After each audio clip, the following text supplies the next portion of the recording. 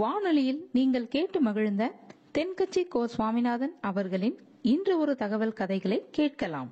ஒரு ஊரில் ஒரு பெரிய ஞானி இருந்தார். அவர் படுக்கையில் இருந்தார். இன்னும் கொஞ்ச நேரம்தான் அவர் இந்த உலகத்தில் இருக்க போகிறார். அவரை சுற்றி ஏகப்பட்ட கூட்டம். ஏற்கனவே அவருடைய உபதேசங்களை கேட்டவங்க பல பேர் வந்து அவரை சுற்றி நிற்கிறாங்க. அந்த ஞானி மெதுவாக கண்ணை திறந்து பார்க்குறார். எல்லாரும் அவருடைய கடைசி வார்த்தையை கேட்கறதுக்காக அவளோட காத்துக்கிட்டு இருக்கிறாங்க. அந்த ஞானி மெதுவாக பேச ஆரம்பித்தார். நான் என்னுடைய வாழ்நாள் பூராவும் உங்களுக்கு நிறைய போதனைகள் சொல்லிக்கிட்டு இருக்கிறேன். பேரானந்தம், மகிழ்ச்சி, தியானத்தன்மை இதை பற்றியெல்லாம் சொல்லியிருக்கிறேன். இப்போ நான் வேற ஒரு கரைக்கு போய்கிட்டு இருக்கிறேன். நான் இனிமேல் இந்த கரையில் இருக்க மாட்டேன். நீங்கள் நான் சொன்னதையெல்லாம் கேட்டீங்க, ஆனால் எதையும் நீங்கள் வந்து நடைமுறைப்படுத்தி பார்க்கல. எல்லாம் கேட்டதோடு சரி, அதோடு விட்டுவிட்டீங்க. அப்புறம் அதை தள்ளி போட்டுக்கிட்டே வந்துட்டீங்க. மேலும் அதை தள்ளி போடுறதுல எந்த பிரயோஜனமும் கிடையாது. இப்போ நான் போய்கிட்டு இருக்கிறேன். உங்களில் யாராவது என்னோட வர்றதுக்கு தயாரா அப்படின்னு கேட்டார். அவ்வளவுதான். யாரும் வாயை திறக்கல. ஒரே மௌனம், சத்தமே இல்லை. ஒருத்தர் பார்த்துக்கிட்டே நிற்கிறாங்க. அந்த கூட்டத்தில் ஒரு ஆள் அந்த ஞானி கூடவே 40 வருஷத்துக்கு மேலே இருந்திருக்கிறான். அவனும் வாயை திறக்காம இன்னொருத்தன் முகத்தை பார்த்துக்கிட்டே நிற்கிறான். இந்த சமயத்தில் பின்னாடி நின்றுட்டு இருந்த ஒருத்தன் கையை தூக்கினான். ஞானி அவனை பார்த்தார். சரி, ஒருத்தனுக்காவது நம்மோட வர்றதுக்கு தைரியம் இருக்குது அப்படின்னு நினைச்சார். ஆனால் அந்த ஆள் என்ன சொன்னான் தெரியுமா? ஐயா, நீங்கள் கேட்குறப்போ நான் உடனே எழுந்திருக்கல, கையை மட்டும்தான் தூக்கினேன். என்ன காரணம்னா, நான் எப்படி அடுத்த கரைக்கு வந்து சேர்றதுங்கிறது தெரிஞ்சுக்கிறதுக்காகத்தான். அந்த விவரத்தை மட்டும் இப்போ உங்ககிட்ட இருந்து நான் தெரிஞ்சுக்க ஆசைப்படுறேன். ஏன்னா இப்போ நான் உங்கள் கூட வர்றதுக்கு தயாராக இல்லை. எவ்வளவோ காரியங்களை நான் இன்னும் இங்கே முடிக்க வேண்டி இருக்குது. வீட்டுக்கு ஒரு விருந்தினர் வந்திருக்கிறார். என்னுடைய இளைய மகனுக்கு கல்யாணம் பண்ணி வைக்கணும். அதனால் இன்னைக்கு உங்கள் கூட வர முடியாது. அது மட்டும் இல்லை, இப்போ உங்கள் கூட அடுத்த கரைக்கு வந்தால் திரும்பி வர முடியாதுன்னு வேற சொல்கிறீங்க. அதனால் இப்போ நான் வரல. இன்னொரு நாள் நிச்சயமாக நான் வர்றேங்க, வந்து உங்களை சந்திக்கிறேன். அதனால் இப்போ நீங்கள் இன்னொரு தடவை எங்களுக்கு விளக்கமாக சொல்லணும். ஏற்கனவே பல தடவை சொல்லியிருக்கிறீங்க. தயவு பண்ணி இப்போ ஒரு தடவை சொன்னீங்கன்னா சௌகரியமாக இருக்கும். அந்த அடுத்த கரையை அடையிறது எப்படி? இப்போ ஒரு தடவை அதை விளக்கமாக சொல்லிட்டீங்கன்னா நல்லா ஞாபகப்படுத்திக்குவேன். அது சரியான சமயம் வர்றப்போ இது எனக்கு உதவியாக இருக்கும் அப்படின்னு நானா. ஆனால் உண்மை என்ன தெரியுமா? அந்த சரியான சமயம் வரவே இல்லை அப்படிங்கிறது தான் உண்மை. இப்படி அந்த கதை முடியும். இந்த கதை வந்து அந்த ஒரு ஆளுக்கு மட்டும் இல்லை, கிட்டத்தட்ட எல்லாருக்குமே அது பொருந்தும் அப்படிங்கிறாங்க விவரம் தெரிஞ்சவங்க. எல்லாருமே அந்த சரியான தருணத்துக்காகத்தான் காத்துக்கிட்டு இருக்கிறாங்களாம். அதுக்காக ஜோசியம் பார்க்குறாங்க, கைரேகை பார்க்குறாங்க. நாளைக்கு என்ன நடக்குங்கிற ஆவலில் எல்லாரும் காத்துக்கிட்டு இருக்கிறாங்க. ஆனால் அந்த ஒரு நாள் ஒருபோதும் வரப்போகிறதில்ல. நீங்கள் தள்ளி போடுறதுக்காக பல அர்த்தமில்லாத காரணங்களை தேடுறீங்க அப்படிங்கிறார் ஒரு ஞானி. காத்திருக்கிறதுலேயே நம்ம காலம் ஓடி போயிடுது. ஏன்னா இன்னைக்கு நாம் சிந்திக்கிறது நாளைக்கு நாம் சிந்திக்கிறது இல்லை. ஒவ்வொரு நாளும் ஒவ்வொரு மாதிரி போயிடுது. நாளைக்கு மறுநாளை பற்றியே சிந்திக்கிறோம். இப்படியே அது பாட்டுக்கு போயிடும். கரையை தொட்டு பார்க்கறது எப்போ? இதுதான் கேள்வி. நமக்கு வேண்டியப்பட்ட ஒருத்தர் ஒரு ரயில்வே பிளாட்ஃபாரத்தில் நின்றுட்டு இருக்கிறார். அங்கே இருக்கிறவங்க கிட்ட கேட்குறாராம், விசாரிக்கிறார். ஏங்க கிழக்க போகிற ரயில் போயிட்டுதுங்களான்னாராம். போயிட்டுதுன்னு இருக்கிறாங்க. கொஞ்ச நேரம் கழிச்சு, ஏங்க மேற்க போகிற ரயில் போயிட்டுதுங்களான்னு கேட்டிருக்காரு. போயிட்டுதுங்களான் இருக்காங்க. அப்புறம் கொஞ்ச நேரம் கழிச்சு மறுபடியும் ஏங்க 10:30 மணி வண்டி போயிட்டுதான்னு கேட்டிருக்காரு. தொடர்ந்து காலையிலேருந்து சாயந்தரம் வரைக்கும் இப்படி ஒரே இடத்துல நின்றுட்டு கேட்டுக்கிட்டே இருக்கிறார். இதை பார்த்துக்கிட்டு இருந்த ஒருத்தர் அவர்கிட்ட வந்து, ஏங்க நீங்கள் எங்கே போகணும் அப்படின்னு கேட்டாராம். இவர் மெதுவாக சொன்னாராம், இந்த ரயில்வே லைனை தாண்டி அந்த பக்கம் போகணும் அப்படின்னாராம். ஒரு அம்மா தெருவில் உட்காந்து என்னத்தையோ தேடிட்டு இருக்கிறாங்க. அந்த அம்மா ஒரு சூஃபி ஞானி. அவங்க பேர் என்னன்னா ரபியா அல் அடாவியா. அந்த அம்மாவுக்கு கண் கூட தெளிவாக தெரியாது.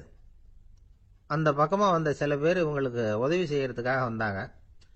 என்ன தேடிட்டு இருக்கிறீங்க அப்படின்னு கேட்டாங்க. இதுக்கு அந்த அம்மா, அந்த கேள்வி அவ்வளவு முக்கியத்துவம் இல்லை, நான் தேடிட்டு இருக்கிறேன், உங்களால் முடிஞ்சால் எனக்கு உதவி பண்ணலாம் அப்படின்னாங்களாம். உதவி செய்ய வந்தவங்களுக்கு ஆச்சரியம். எதை தேடுறோங்கிறது தெரியாமல் இப்படி ஏன் நேரத்தை செலவழிக்கிறீங்க? நாங்கள் எப்படி உங்களுக்கு உதவ முடியும்? எங்களுக்கு ஒன்றும் புரியலையே அப்படின்ட்டுருக்காங்க. சரி, உங்களை திருப்தி பண்ணுறதுக்காக சொல்கிறேன். ஒரு குண்டூசி தொலைஞ்சு போச்சு, அதை தேடுறேன் அப்படின்னாங்களாம் அந்த அம்மா. அதுக்கப்புறம் இவங்களும் சேர்ந்து தேட ஆரம்பிச்சிட்டாங்க. கொஞ்ச நேரம் ஆச்சு, ஒன்றும் கிடைக்கல. உதவி செய்ய வந்தவங்களும் அழுத்து போட்டாங்க. அப்புறம் கேட்டாங்க, இதை பாருங்கம்மா, இது ரொம்பவும் பெரிய தெரு, அகலமான தெரு. அதனால் குறிப்பாக நீங்கள் எந்த இடத்துல அந்த குண்டூசியை தொலைச்சிங்க அதை சொல்ல முடியுமான்னாங்களாம். இதுக்கு அந்த அம்மா, நீங்க மறுபடியும் அர்த்தமில்லாத கேள்வியை கேட்குறீங்க, உங்க கேள்விக்கும் நான் தேடுறதுக்கும் என்ன சம்பந்தம்னாங்களாம். இதை கேட்டதும் அவங்க ஒரு மாதிரி ஆயிட்டாங்க. என்னம்மா நீங்க பைத்தியம் மாதிரி பேசுறீங்க அப்படின்னாங்களாம். சரி, உங்களை மறுபடியும் திருப்திப்படுத்துறதுக்காக சொல்றேன், அதை நான் எங்க வீட்டில் தொலைச்சுட்டேன் அப்படின்னாங்களாம். அப்புறம் எதுக்காக இங்கே வந்து தேடிட்டு இருக்கிறீங்க அப்படின்னு கேட்டிருக்காங்க. ஏன்னா இங்கே தான் வெளிச்சம் அதிகமாக இருக்குது, அங்கே வீட்டுக்குள்ளே இருட்டாக இருக்குது, அதனால் இங்கே வந்து தேடுறேன், வெளிச்சம் உள்ள இடத்துல தானே தேட முடியும் அப்படின்னாங்களாம் அந்த ஞானி. இந்த கதைக்கு என்ன அர்த்தங்கிறத பெரியவங்க சொல்கிறாங்க. அதாவது இந்த தேடுதல்ங்கிறது ஒரு வியாதி. அது நம்ம சதா அலைய வைக்கும், பைத்தியமாக மாற்றுறதுக்கு முயற்சி பண்ணோம். ஒரு காலம் அது நிறைவு அடையவே அடையாது. வாழ்வுங்கிறது ஒரு புரிந்து கொள்ள முடியாத சதா இயங்கி கொண்டிருக்கிற ஒரு செயல். அதுக்கு ஆரம்பமும் இல்லை, முடிவும் கிடையாது. எதையோ தேடணும் அப்படிங்கிற உந்துதல் நமக்குள்ள இருக்கும், ஆனால் குறிப்பாக எதை தேடிட்டு இருக்கிறோம் அப்படிங்கிறது புரியாது. அப்படி ஏதாவது ஒன்றை தேடி அடைஞ்சிடுறோம்னு வச்சுக்கோங்க, உடனே ஒரு அதிருப்தி வந்துடும். அதனால் வாழ்க்கைங்கிறது சலிப்பு நிறைந்தது அப்படிங்கிற எண்ணத்தை உண்டாக்கிக்கிறோம். ஒன்று அடைஞ்சதுக்கு அப்புறம் இன்னொன்று தேட ஆரம்பிச்சிருவோம். ஆக இந்த தேடல்ங்கிறது நாம் ஒன்று அடைஞ்சாலும் அடையாவிட்டாலும் தொடர்ந்து நடந்துக்கிட்டு தான் இருக்கும். இதுக்கு முடிவே கிடையாது. இந்த உண்மையை நாம் நல்லா புரிஞ்சுக்கணும் அப்படிங்கிறது பெரியவங்களுடைய கருத்து. ஏழையும் தேடுறான், பணக்காரனும் தேடுறான், நோயாளியும் தேடுறான், நோய் இல்லாதவனும் தேடுறான், அதிகாரம் உள்ளவனும் தேடுறான், அதிகாரம் இல்லாதவனும் தேடுறான், முட்டாளும் தேடுறான், அறிவாளியும் தேடுறான். ஆனால் யாரும் இதை தான் தேடி சாதிக்க போகிறோம், இதுதான் முடிவு அப்படின்னு திட்டவட்டமாக சொன்னதில்லை. ஒன்று அடைஞ்சதும் இன்னொன்று தேட ஆரம்பிச்சிடுறாங்க, அவ்வளோதான். அதாவது உங்களின் தேடுபவர் உங்கள் உள்ளேதான் இருக்கிறார், அவரை தேடி கண்டுபிடியுங்கள். இதுதான் ஞானிகள் நமக்கு சொல்லுகிற ஒரு ஆலோசனை. நம்மால் ஒருத்தன் ஜெயிலில் இருந்தான். இன்னொரு கைதி அவனை பார்த்து கேட்டான், ஏன்பா உன்னை பார்க்கறதுக்கு வெளியிலேருந்து யாருமே இங்கே வர்றது இல்லையே, உனக்கு சொந்தக்காரங்களே கிடையாதா அப்படின்னு கேட்டானா. ஏன் இல்லை, எனக்கு சொந்தக்காரங்க நிறைய பேர் உண்டு, அவங்க என்னை பார்க்க வராததுக்கு காரணம் வேற அப்படின்ட்டுருக்கான் இவன். என்ன காரணம்னு கேட்டான் அவன். அதுக்கு இவன் சொன்னானா, அதுக்கு என்ன காரணம்னா அவங்க எல்லாரும் இங்கே உள்ளேயே இருக்கிறாங்க அப்படின்னா. ஆஃபீஸ் முடிஞ்சு வீட்டுக்கு போகிற சமயத்தில் ஒருத்தர் கடைக்கு போய் ஸ்வீட் வாங்கினார். சரி, வீட்டுக்கு பிள்ளைங்களுக்கு தான் வாங்கிட்டு போகிறார் அப்படின்னு மற்றவங்க நினச்சாங்க. அவர் அப்படி செய்யலை. அந்த இடத்துலையே பொட்டலத்தை பிரித்தார். திருட மாதிரி அப்படியே சுற்றி ஒரு தரம் பார்த்துக்கிட்டார். யாரும் தெரிஞ்சவங்க இல்லைங்கிறத முடிவு பண்ணிவிட்டு அவசரமாக அதை அப்படியே போட்டு முழுகிவிட்டு கையை தொடச்சிக்கிட்டு நல்ல பிள்ளை மாதிரி நடந்து போக ஆரம்பிச்சிட்டார். அவர் யாருன்னா, அவரோட பிரச்சனை எல்லாருக்கும் தெரியாது, சில பேருக்கு தான் தெரியும். அதாவது அவர் உடம்புல சர்க்கரை இருக்குன்னு டாக்டர் சொல்லிவிட்டாராம். அதனால் வீட்டில் சர்க்கரையே இவர் கண்ணில் காட்டுறதில்ல. அதனால் இவர் யார் கண்ணிலையும் படாமல் இப்படிப்பட்ட வேலைகள்லாம் செய்கிறது வழக்கம். யாருக்கும் தெரியாமல் இப்படி ஸ்வீட்டை வாங்கி சாப்பிட்டுட்டு அவர் பாட்டுக்கு போயிடுறது. இப்படிப்பட்டவங்களுக்கெல்லாம் கொஞ்சம் ஆறுதலான தகவல் இன்னைக்கு. அது என்னென்னா, நாம் சாப்பிட்ற சர்க்கரைக்கும் நம்ம உடம்புல உள்ள சில கோளாறுகளுக்கும் அப்படி என்ன தான் சம்மந்தம் இருக்குது. இதை பற்றி சமீபத்தில் சில ஆராய்ச்சிகள்லாம் நடந்திருக்குது. ஏன்னா சர்க்கரைன்னாவே விஷம் மாதிரி அதை பார்க்குறவங்களும் சில பேர் உண்டு. சின்ன பிள்ளைங்களுக்கு வயத்தில் பூச்சி உண்டாகிறதுலேருந்து பெரியவங்களுக்கு நீரிழிவு வர்ற வரைக்கும் எல்லாத்துக்கும் சர்க்கரை தான் காரணம்னு சொல்லிகிட்டு இருக்கிறோம். ஆனால் அந்த அளவுக்கு பயப்பட வேண்டிய அவசியம் இல்லை அப்படின்னு சொல்கிறாங்க. சர்க்கரை வியாதி, இருதய நோய், பித்த நீர் பை நோய், இதெல்லாம் சில நோய்கள்லாம் நாம் சாப்பிட்ற சர்க்கரைக்கும் தொடர்பு இருக்குன்னு நினைக்கிறோம். ஆனால் அப்படி சம்பந்தம் உண்டுங்கிறதுக்கு போதுமான அளவுக்கு ஆதாரம் இல்லை அப்படிங்கிறாங்க ஆராய்ச்சியாளர்கள். ஒரே ஒரு சம்பந்தம் தான் உறுதியாக இருக்குதான். அதுவும் இந்த பல் சிதைவு அப்படின்னு இருக்கு இல்லையா, அந்த சர்க்கரை சாப்பிட்றதுக்கும் இந்த பல் சிதைவுக்கும் சம்பந்தம் இருக்குது அப்படிங்கிறத மட்டும் உறுதியாக சொல்கிறாங்க. சர்க்கரைன்னா நாம் சாப்பிட்ற ஜீனி மட்டும் இல்லை, பழம், காய்கறி, பால், தேன், இப்படி எல்லாத்துலேயும் அது இருக்குது.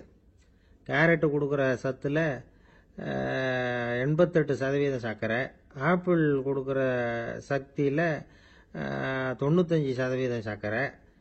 இது ஜீனி சர்க்கரை, இது ஆப்பிள் சர்க்கரை அப்படிங்கிற வித்தியாசம்லாம் உடம்புக்கு கிடையாது.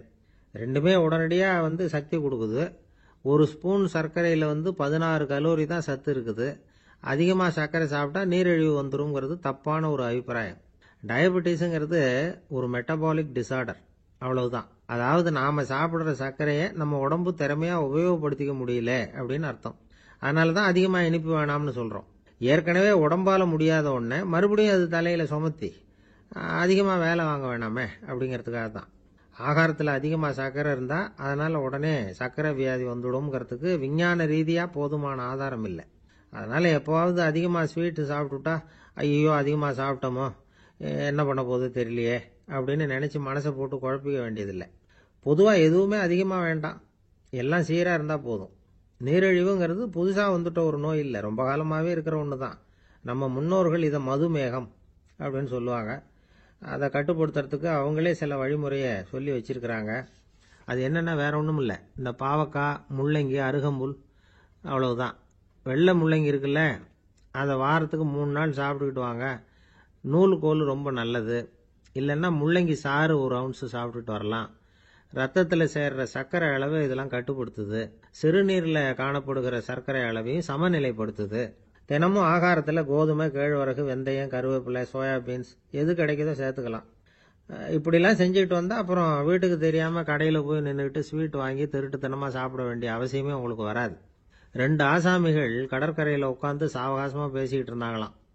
ஒருத்தர் சொன்னார், இன்னொருத்தருக்கு தெரியாமல் ஸ்வீட்டு சாப்பிட்றதே எப்பவும் இடைஞ்சல் தான் சார்.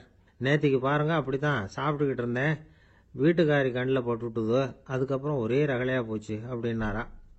எனக்கு கூட அப்படி தான் சார் ஆயிட்டுது, ஒரே ரகலை அப்படின்னாரா இன்னொருத்தர். நீங்கள் சாப்பிட்டதும் உங்கள் வீட்டுக்காரங்க கண்ணில் போட்டுவிட்டுதா சார் அப்படின்னு கேட்டிருக்காரு இவர். அதுக்கு அவர் சொன்னாராம், அப்படி இல்லை சார், கடைக்காரர் கண்ணில் போட்டுவிட்டுதோ, நான் அவருக்கு தெரியாமல் அந்த ஸ்வீட்டை அவர் கடையிலேருந்து எடுத்திருந்தேன் அப்படின்னு விளக்கம் கொடுத்தாராம் இந்த ஆள். ஒருத்தர் முகத்தை தொங்க போட்டுக்கிட்டு ஒரு மாதிரியாக வந்தார். என்ன விஷயம்னு விசாரித்தேன். என்னுடைய நண்பன் ஒருத்தங்கிட்ட கருத்து வேறுபாடு, இனிமேல் நமக்குள்ளே எந்த சம்மந்தமும் வேணாம்னு நட்பை முறிச்சிட்டு வந்துட்டேன்னா. நண்பர்கள்னு இருந்தால் கருத்து வேறுபாடு வரத்தான் செய்யும்னு. கருத்து வேறுபாடு வராமல் இருக்கிறதுக்கு ஏதாவது வழி உண்டா அப்படின்னு கேட்டாங்க. அதை பற்றி நிபுணர்கள் சில யோசனைகளை சொல்லியிருக்கிறாங்கன்னு. முதல் விஷயம் என்னென்னா, உங்கள் நண்பனுக்கு ஒரு செய்தி சொல்லணும்னா அதை நீங்களே நேரடியாக சொல்லுங்க, அல்லது உங்கள் கைப்பட கடிதம் எழுதுங்க. அதாவது நேரடி தொடர்பு முக்கியம். அதை விட்டுட்டு இன்னொருத்தர் மூலமாக நண்பர்களுக்கு செய்தி அனுப்புனா நீங்கள் சொல்கிற செய்தி அப்படியே போய் சேராது, அது சேதமாயிடும். கூட்டி குறைச்சி சொல்லிவிடுவாங்க, அது குழப்பத்தில் கொண்டாந்து விட்டுரும். இது ஒரு யோசனை. 2வது யோசனை என்னன்னா, நீங்கள் ஒரு நல்ல காரியத்தை செய்யும் பொழுது உங்கள் நண்பரையும் சேர்த்துக்குங்க, அவருக்கும் அதில் ஒரு ஈடுபாட்டை உருவாக்குங்க. 3வது யோசனை, நம்ம பக்கத்தில் இருக்கிற நண்பர் மகிழ்ச்சி அடைகிற மாதிரி ஏதாவது செய்யணும். சின்ன சின்ன செயல்களாக இருந்தாலும் பரவாயில்ல, அவர் நமக்கு எதுவும் செய்யலையே, நாம் எதுக்கு செய்யணும் அப்படின்னு நினச்சிக்கிட்டு இருக்கக்கூடாது. 4வது யோசனை என்னென்னா, உங்களுக்கு ஒரு பிரச்சனையா அல்லது உங்கள் நண்பருக்கு ஒரு பிரச்சனையா, எதுவாக இருந்தாலும் 2 பேரும் சேர்ந்து உட்காந்து ஆலோசனை பண்ணுங்க. நம்ம யோசனையும் கேட்கப்படுதே அப்படிங்கிற நினைப்பே அவருக்கு ஒரு மன நிறைவை உண்டாக்குமா. 5வது யோசனை, உங்கள் நண்பர் ஏதோ ஒரு காரியத்தை செய்கிறார், நீங்கள் உடனே அவசரப்பட்டு நீ செய்கிறது தப்புன்னு தீர்ப்பு சொல்லக்கூடாது. அவர் அதை செய்யறதுக்கான நியாயங்கள் எவ்வளவோ இருக்கும், அதை புரிஞ்சுக்கிறதுக்கு முயற்சி பண்ணணும். 6வது யோசனை, உங்கள் நண்பர் என்ன சொன்னாலும் அதை பொறுமையாக கேளுங்க. அவர் சொல்கிறத புரிஞ்சுக்கணும், அவர் சொல்ல விரும்புகிறத புரிஞ்சுக்கணும், அவர் சொல்ல முடியாமல் தவிக்கிறதையும் புரிஞ்சுக்கணும். இப்படி 3 விதமாகவும் அவரை புரிஞ்சுக்கிட்டு அதுக்கு தகுந்த மாதிரி செயல்படணும். 7வது யோசனை என்னன்னா, உங்கள் நண்பர் உங்ககிட்ட ஏதோ ஒரு கருத்தை சொல்கிறார், அது உங்களுக்கு பிடிக்கல, அதுக்காக உடனே நீ சொல்கிறது சரியில்லை, நான் ஒத்துக்க மாட்டேன் அப்படின்லாம் மறுத்துக்கிட்டு இருக்கக்கூடாது. அவர் சொல்கிறத கேட்கணும், பொறுமையாக சிந்திக்கணும், அதுக்கப்புறம் பதில் சொல்லணும். இப்படிலாம் நடந்துக்கிட்டால் நண்பர்களுக்குள்ள கருத்து வேறுபாடு வர்றதுக்கு வாய்ப்பே இருக்காது அப்படின்னு வல்லுநர்கள் தொகுத்து சொல்லியிருக்கிறாங்க இந்த யோசனைகளை. எனக்கு தெரிஞ்ச சில நண்பர்கள் உண்டு, அவங்களுக்குள்ளேயும் கருத்து வேறுபாடுகள் வராமல் இருக்கிறதுக்கு சில நுட்பங்களை கையாளுறது உண்டு. ஒருத்தர் சொன்னார், அந்த டாக்டர் சின்ன வயசுலேருந்து என் கூட பழகினவர், நாங்கள் 2 பேரும் இணை பிரியாத நண்பர்கள், இருந்தாலும் எனக்கு உடம்பு சரியில்லைன்னா நான் அவர்கிட்ட வைத்தியம் பார்த்துக்க மாட்டேன் அப்படின்னார் ஒருத்தர். ஏன் அப்படின்னு கேட்டேன்.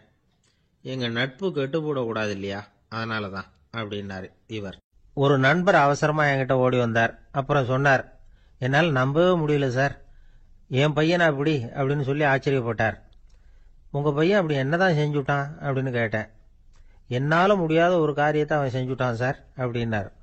அது என்னன்னு தான் சொல்லுங்களேன். என்ன, 5வது வகுப்பில் அவன் ஒரே தடவையில் தேறிட்டான் சார், அதாவது ஒரே அட்டம்ப்டில் பாஸ் ஆகிருக்கான் அப்படின்னார் மூச்சு வாங்க. கஷ்டப்பட்டு பரீட்சை எழுதுனது அவன், இவருக்கு ஏன் மூச்சு வாங்குது? நம்மால செய்ய முடியாத ஒரு காரியத்தை இன்னொருத்தர் செய்யும் பொழுது அது நமக்கு ஆச்சரியமா இருக்குது. சர்க்கஸ் பார்க்குறோம், ஒருத்தர் அந்த இடத்துல தொங்குறார், அது நமக்கு ஆச்சரியம். ஏன்னா அது நம்மால முடியாத காரியம். நம்மால முடியாத ஒன்றை அடுத்தவர் எளிதாக செய்யும் பொழுது நாம் மருள்வது இயற்கை. இதை தான் தொல்காப்பியம் மருட்கை அப்படின்னு சொல்லுது. இந்த வியப்பு இருக்குதே, இது 4 வகையில் ஏற்படுறதாக தொல்காப்பியம் சொல்லுது. அது என்ன 4 வகை?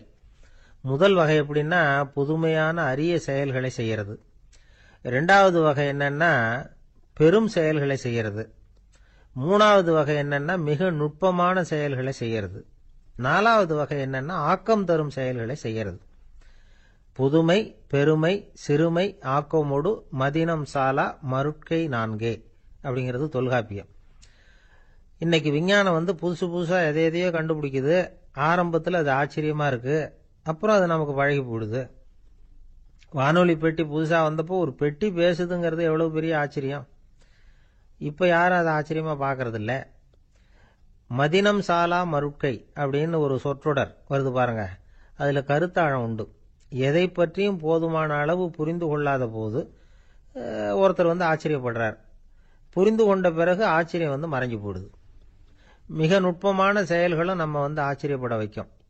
ஒரு அரிசியில ஒரு திருக்குறள் எழுதி காட்டுறாங்க, ஒரு முட்டை ஓட்டுக்குள்ள ஓவியம் தீட்டி காட்டுறாங்க. கருங்கல் சிற்பங்கள்ல எவ்வளவு நுட்பமான வேலைப்பாடுகளை எல்லாம் பார்த்து ஆச்சரியப்படுறோம். இது மாதிரி ஆக்கப்பூர்வமான அரிய செயல்களை செய்யறது கூட வியப்பை உண்டு பண்ணும். குப்பை கூலங்களை கூட வாழ்க்கைக்கு பயன்படுகிற பொருளா மாற்றுகிறவர்கள் இருக்காங்க, அவர்களுடைய செயல் வியப்பு அளிக்குது. இடைக்காட்டு சித்தர் பாடின மூவடி 30ங்கிற நூல்ல வர்ற ஒரு பாடல், ஆற்றல் பிறர் அறிதலின் அகம் கிளர்வு உறுதலின் கற்று அறி பாணர் கெழுமிய கோடலின் தோற்றம் உருகவே போற்றல் சால் வியப்பே.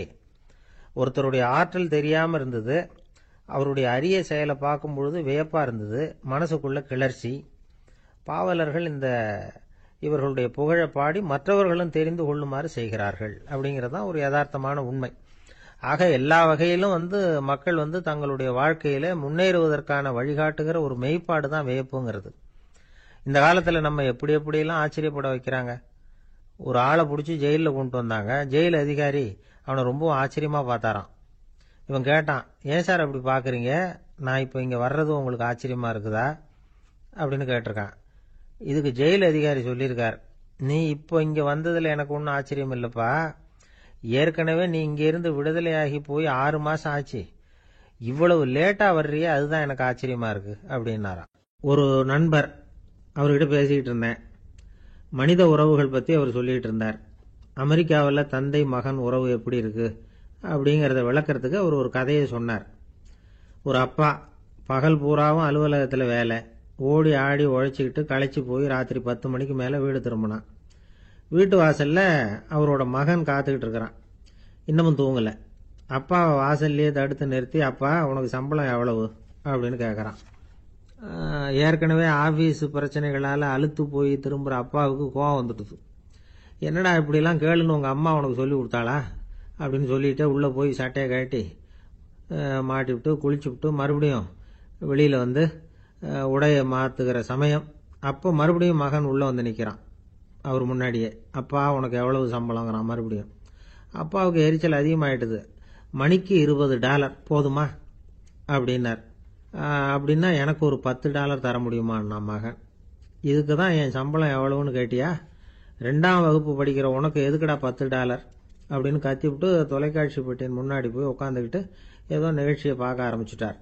கொஞ்ச நேரம் கழிச்சு மறுபடியும் மகன் நிக்கிறான். அப்பா ப்ளீஸ் எனக்கு ஒரு $10 கொடுக்க முடியுமா? மகனுடைய கண்கள்ல கண்ணீர். என்னடா அவன் கண்ணீரை காட்டி காரியம் சாதிக்கலாம்னு பாக்குறியா? ஒரு காசு கூட கொடுக்க மாட்டான் போ அப்படின்னு விரட்டி விட்டான். மகன் கண்ணீரை தொடச்சிக்கிட்டே கண்ணை தொடச்சிக்கிட்டு பேசாம போய் படுத்துக்கிட்டானா. கொஞ்ச நேரம் ஆச்சு. அப்பாவோட கோபம் கொஞ்சம் கொஞ்சமா குறைஞ்சுது. பிள்ளைகிட்ட கோபமா கத்துனது தப்புதாங்கிறது புரிஞ்சுது அவனுக்கு. எழுந்திரிச்சு போனான், படுக்கை இறக்கி போனான். மகனை பார்த்தான். அவன் தலையணையை கட்டி பிடிச்சிக்கிட்டு அழுதுகிட்டு இருக்கிறான். அவனை மெல்ல நெருங்கி அவங்ககிட்ட எதமா பேசுறதுக்கு ஆரம்பிச்சானான். எதுக்குடா உனக்கு $10 பள்ளிக்கூடத்தில் கேட்டாங்களா அப்படின்னு கேட்டானா. மகன் சொல்லியிருக்கான், இல்லை டாடி, உனக்கு 1 மணி நேரம் சம்பளம் $20ன்னு சொன்னேன், நீ ஏற்கனவே எனக்கு கொடுத்த பாக்கெட் மணி $10 என்கிட்ட இருக்கு. இப்போ நீ இன்னொரு $10 கொடுத்தீங்கன்னா அதையும் சேர்த்து $20 ஆயிடும். அந்த $20 நான் உனக்கு கொடுத்துருவேன். அப்படி கொடுத்தா நீ என் கூட 1 மணி நேரம் செலவழிப்ப இல்லையா? அதுக்காக தான் $10 கேட்டேன் அப்படின்னு சொன்னானான். அந்த அப்பா கண்ணு கலங்கி போச்சான். ஆதரவோட தன்னுடைய மகனை கட்டி பிடிச்சி அழ ஆரம்பிச்சுட்டாராம். இதுதான் நண்பர் சொன்ன கதை. அமெரிக்கா மட்டும் இல்லை, உலகம் பூராவும் இன்னைக்கு மனித உறவுகள் இப்படி தான் மாறிட்டு இருக்கு. பெரியவர்கள் அறிவுரை என்ன தெரியுமா? உங்கள் குழந்தைகளிடமிருந்து குழந்தை பருவத்தை பிரித்து விடாதீர்கள் அப்படிங்கிறது தான். அதாவது இன்றைய குழந்தைகள் தங்கள் பிருந்தாவனத்தை இழந்து விடுகிறார்கள் அப்படிங்கிறது அவங்களுடைய கருத்து. இந்த நிலைக்கு நாம காரணமா இருந்துடக்கூடாது. குழந்தைகளோட விளையாடுவோம், குடும்பத்தோட உறவாடுவோம் அப்படிங்கிறது தான் நம்முடைய நோக்கமா இருக்கணும். இன்றைய உறவு முறைக்கு இன்னொரு உதாரணம் சொல்லுவாங்க. ஒருத்தர் வந்தாராம், அவர் பக்கத்தில் ஒரு சின்ன பையன். நாம் அவரை விசாரிக்கிறோம், யார் இந்த பையன் அப்படின்னா அவர் சொல்றாரு, இவன் எனக்கு தூரத்து உறவு அப்படின்னாராம்.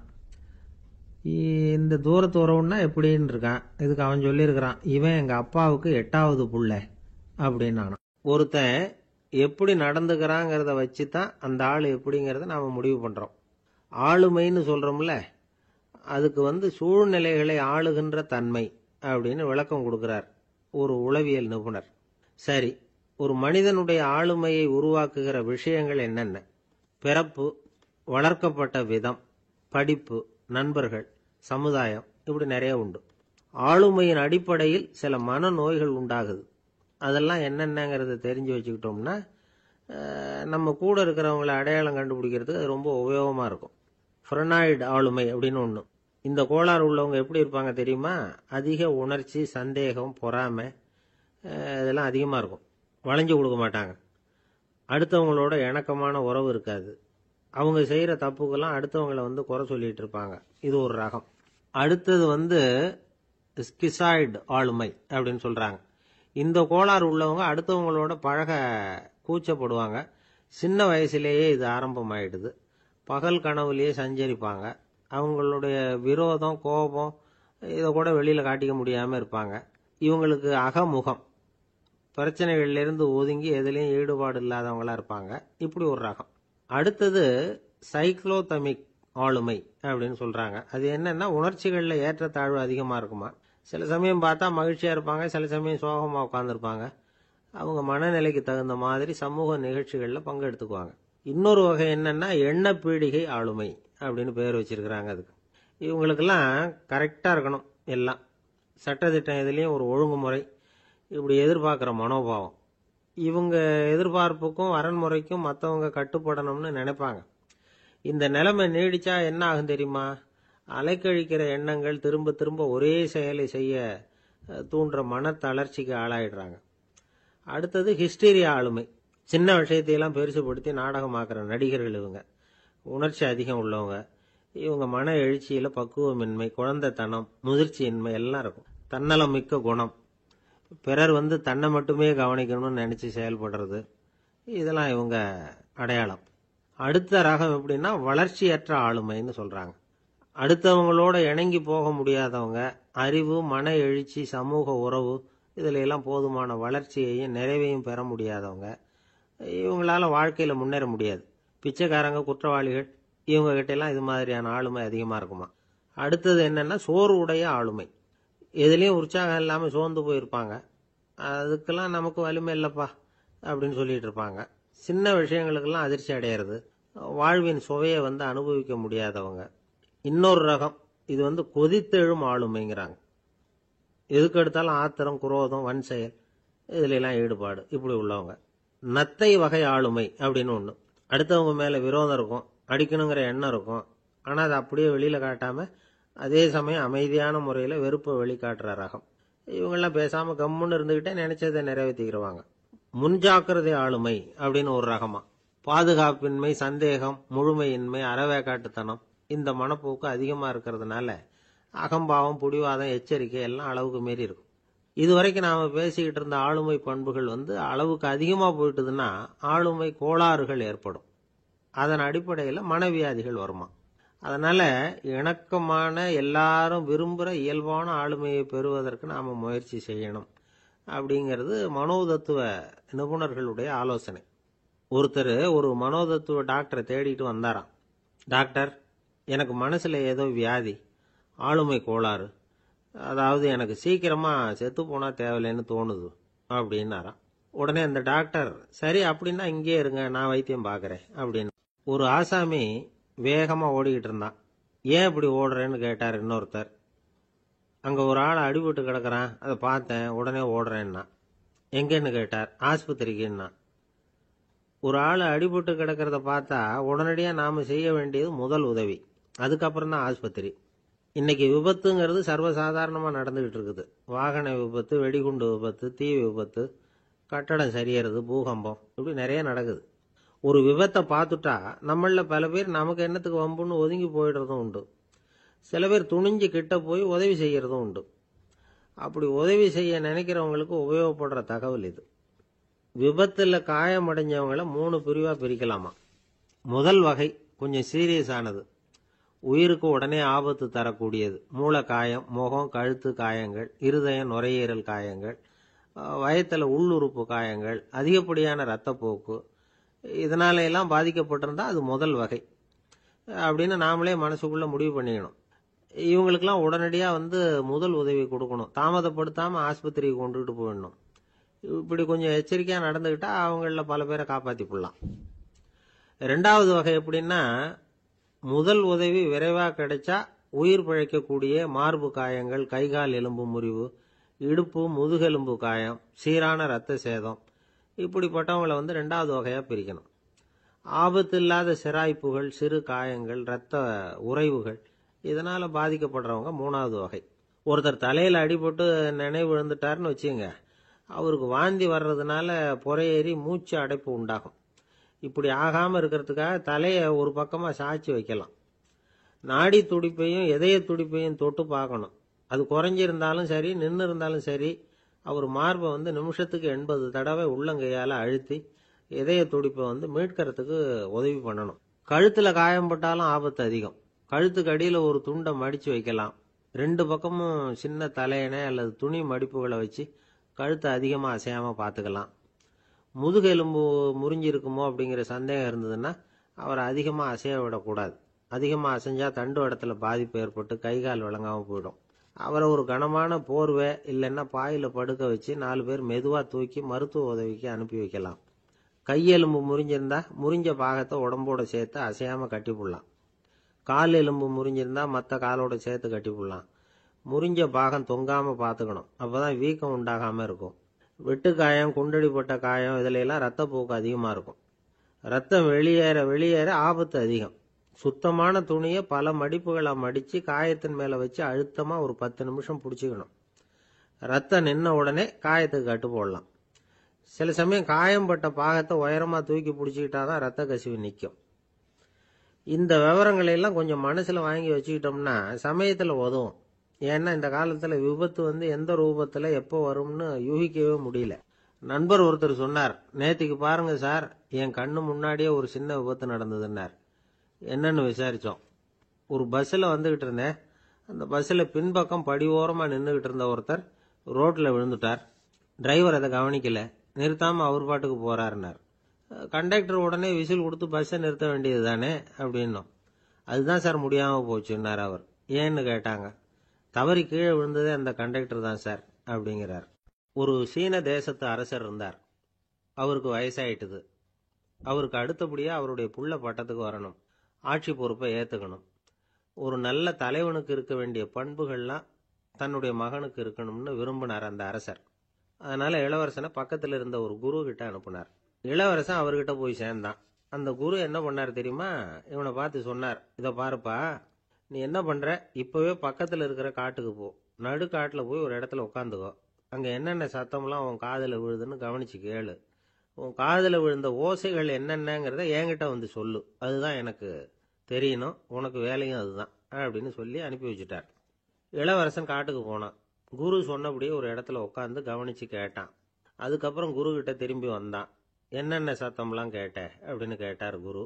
குருவே, காட்டில் நான் பறவைகள் சத்தம்லாம் கேட்டேன், மிருகங்களின் ஓசையையும் கேட்டேன். இதை தவிர இடி, மின்னல், மழை இதுகளோட சத்தத்தையும் கேட்டேன் அப்படின்னா. குரு யோசனை பண்ணார். நீ இன்னமும் சரியா கேட்கல, அதனால மறுபடியும் காட்டுக்கு போ, கொஞ்ச நாள் தங்கி இருந்து கேட்டுட்டு வா அப்படின்னார். இளவரசனுக்கு ஒன்றும் புரியல.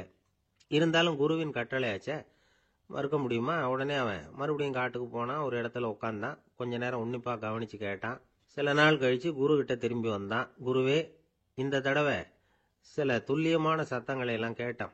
தேனீ பறக்கிற சத்தம், நீரோடையின் மெல்லிய ஓசை, இதெல்லாம் கேட்டேன்னா. குரு சிரிச்சார். நீ மறுபடியும் காட்டுக்கு போ, இன்னும் சில நாள் அங்கே இரு, முழுமையா கவனமா கேட்டுக்கிட்டு வா அப்படின்னு சொல்லி அனுப்பி வச்சுட்டார். இளவரசனுக்கு குழப்பம் அதிகமாயிட்டுது. ஒண்ணுமே புரியல. மறுபடியும் காட்டுக்கு போனான். மௌனமா ஒரு இடத்துல உட்காந்துட்டான். அப்படியே தியானத்துல ஆழ்ந்துட்டான். சில நாள்ல அவனுக்கு இதுவரை கேட்காத ஓசைகள்லாம் கேட்க ஆரம்பிச்சுட்டுது. இதைத்தான் நான் கேட்கணும்னு என்னுடைய குரு எதிர்பார்த்திருக்கிறாருங்கிறத புரிஞ்சுக்கிட்டான்.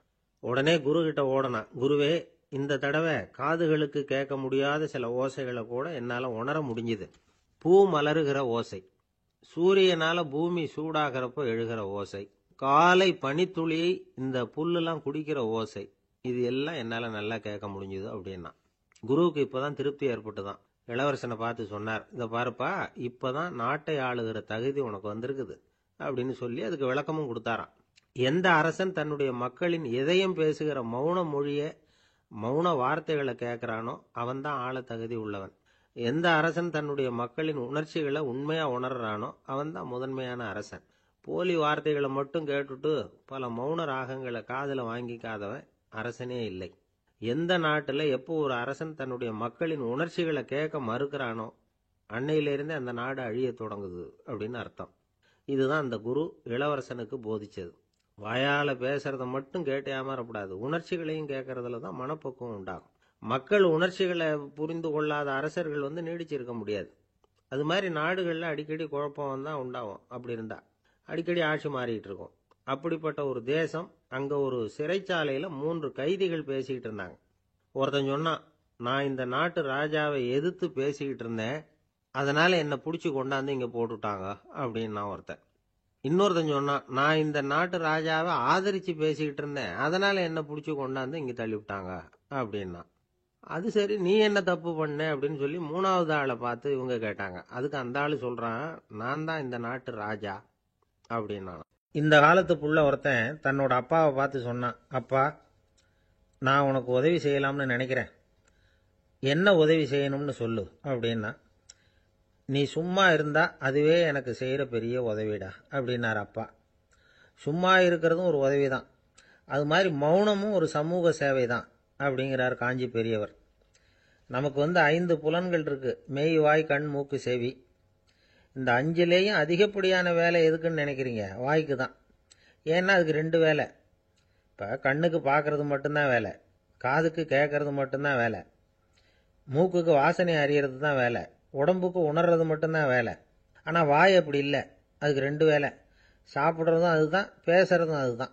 அதாவது வாய் ஒன்று தான் கர்மேந்திரியமாகவும் இருக்கு, ஞானேந்திரியமாகவும் இருக்குது அப்படின்னு சொல்லுவாங்க. சாப்பாட்டில் உட்காந்தா எந்தெந்த ஆகாரம் என்னென்ன ருசின்னு அறிவிக்கிற வேலையும் செய்யுது. சபையில் உட்காந்தா பாடுறது, பேசுறது, சிரிக்கிறது, இது மாதிரியான வேலையும் செய்யுது. இன்னொரு வித்தியாசம், கண்ணு, காது, மூக்கெல்லாம் ஸ்ட்ரெயின் பண்ணிட்டு வேலை செய்யறதில்ல. ஒரு ரோஜா பூ பார்த்தா உடனே மூக்கு அப்படியும் இப்படியும் அசைய ஆரம்பிக்கிறது இல்லை. ஒரு சங்கீதத்தை கேட்ட உடனே காது ஆட ஆரம்பிக்காது. ஆனால் வாய் அப்படி இல்லை, அது பேசினாலும் சரி சாப்பிட்டாலும் சரி அசைஞ்சு தான் ஆகணும். ஆக மற்றதை விட வாய்க்கு வேலை ஜாஸ்தின்னு தெரியுது. சாப்பிட்றது, பேசுறது அப்படின்னு 2 காரியம் அதுக்கு. இப்படி 2 காரியம் இருக்கிறதுனால அது 2ஐயும் பாதியாக குறைச்சிக்கணுங்கிறது கடவுள் அபிப்பிராயமாக இருக்கணும் அப்படிங்கிறார் காஞ்சி பெரியவர். ஆனால் இப்போ நாம் அப்படியே நடந்துக்கிறோம், அதுக்கு நேர்மாறாக நடந்துக்கிறோம். நாம் சாப்பிட்றதும் அதிகம், பேசுறதும் அதிகம், 2 வேலையையும் தேவைக்கு அதிகமாகவே செய்கிறோம். வாய் தான் ரொம்ப ஓவர் ஒர்க்குடு. அதுக்கு ஓய்வு கொடுத்தா உடம்பும் நல்லாயிருக்கும், உலகமும் நல்லாயிருக்கும். மௌன விரதம் இருக்கிறதெல்லாம் எதுக்காக நினைக்கிறீங்க? இதுக்காக தான். இந்த காலத்தில் மௌனமாக இருக்கிறவங்கெல்லாம் மகத்தான தொண்டு செய்கிறாங்க அப்படின்னு தான் சொல்லணும். சத்தம் அதிகமாக போய் தான் சவுண்டு பொல்யூஷன் வருது. அது மட்டும் இல்லை, மௌனமாக இருந்தால் சண்டை சச்சரவே வராது. மௌனம் கலக நாஸ்தி. ஆக இதுவும் ஒரு சமூக சேவை தான். நமக்கு தான் வாய் இருக்குதேங்கிறதுக்காக வசமாக சாப்பிட்றதும் தப்பு, வளவளன்னு பேசுறதும் தப்பு. ஒரு கருத்தை சொல்றதுக்கு ஒரே ஒரு சொல்லு போதும் அப்படின்னு இருக்கும்பொழுது 2 சொற்களை செலவு பண்ணாதே. எவ்வளவு சொன்னாலும் அதனால ஒரு பயனும் விளையாது அப்படின்னு தெரிய வருமேயானால் அந்த ஒரு சொல்லையும் விரயம் பண்ணாதே அப்படிங்கிறார் ஒரு அறிஞர். எல்லா குணங்கள்லேயும் மௌனம்தான் சிறந்தது அப்படிங்கிறார் ஒருத்தர். மௌனமா இருக்கிறது மூலமா மற்றவர்கள் குறைகளை நம்மால தெரிஞ்சுக்க முடியும். அதே சமயத்துல நம்ம கிட்ட இருக்கிற குறைகளை மற்றவங்களுக்கு தெரியாம மறைச்சிக்கவும் முடியுங்கிறார் அவர். உண்மைதானே. ஒரு பெரிய மேடை பேச்சாளர், பொது வாழ்க்கையில் 25 வருஷ காலமா ஈடுபட்டிருக்கிறவர். அவர் மனைவி ஒரு நாள் சொன்னாங்க, எங்க வீட்டுக்காரர் 25 வருஷ காலமா பொது வாழ்வில் ஈடுபட்டிருந்தா கூட இந்த மாதம் 10ஆம் தேதியிலிருந்து தான் மக்களுக்கு சேவை செய்ய ஆரம்பிச்சிருக்கார் அப்படின்னாங்க ரொம்ப பெருமையாக. 10ஆம் தேதிக்கு அப்படி என்ன விசேஷம் அப்படின்னு கேட்டோம். அன்னையிலேருந்து தான் அவர் மேடையில் பேசுறத நிறுத்தினார் அப்படின்னாங்க அந்த அம்மா. ஒரு மனுஷனுக்கு 3 விதத்தில் கர்வம் உண்டாகிறதுக்கு வாய்ப்பு உண்டு. பணம், பதவி, புகழ். பணம் அதிகமாக வந்தால் கர்வம் வரலாம், பதவி பெருசாக வந்துட்டுதுன்னா கர்வம் வரலாம், புகழ் அதிகமாக போனாலும் கர்வம் வரலாம். இந்த 3 வகையான கர்வத்துக்கும் இடம் கொடுக்காம இருக்கிறாங்க பாருங்க, அவங்க தான் சிறந்த மனிதர்கள். ஒரு பெரிய பொறுப்பில் இருக்கிறவங்களுக்கு கர்வம் வந்துடக்கூடாது. அப்படி வந்துட்டுதுன்னா அது எல்லாருக்கும் இடைஞ்சல். ஒரு ராஜா இருந்தார். அவர் ஒரு நாள் தன்னுடைய தலைநகரத்தை சுற்றி வந்துகிட்டு இருந்தார். ஒரு இடத்துல ஒரு அழகான நிலத்தை பார்த்தார். ஆஹா, இந்த இடத்துல நமக்குன்னு ஒரு மாளிகையை கட்டினா எவ்வளவு நல்லா இருக்கும் அப்படின்னு நினைச்சார். ராஜா நினைச்சா அது முடியாத காரியமா? சரி, இந்த நிலம் யாருக்கு சொந்தம்னு விசாரிங்க அப்படின்னார் பக்கத்தில் இருந்தவங்க கிட்ட. அவங்கெல்லாம் ஓடி போய் விசாரிச்சாங்க. அந்த இடம் ஒரு வயசான கிழவிக்கு சொந்தம், வயசான அம்மாவுக்கு சொந்தமா. அந்த அம்மா தான் அதில் ஒரு குடிசையை போட்டு குடியிருந்துட்டு இருக்கிறாங்க. சரி, அந்த நிலத்துக்கு ஒரு விலையை நிர்ணயம் பண்ணி அதை அந்த வயசான அம்மா கிட்ட கொடுத்துருங்கோ அப்படின்னு உத்தரவு போட்டார் ராஜா. ஆனால் அந்த அம்மா, இது எங்கள் பூர்வீக இடம், இதை விற்க மாட்டேன் அப்படின்னு சொல்லிவிட்டுது. சரி, 2 பங்கு விலை கொடுக்குறோம்னு சொல்லி பாருங்க அப்படின்னாங்க. அப்படியே சொன்னாங்க அரண்மனை ஆட்கள்.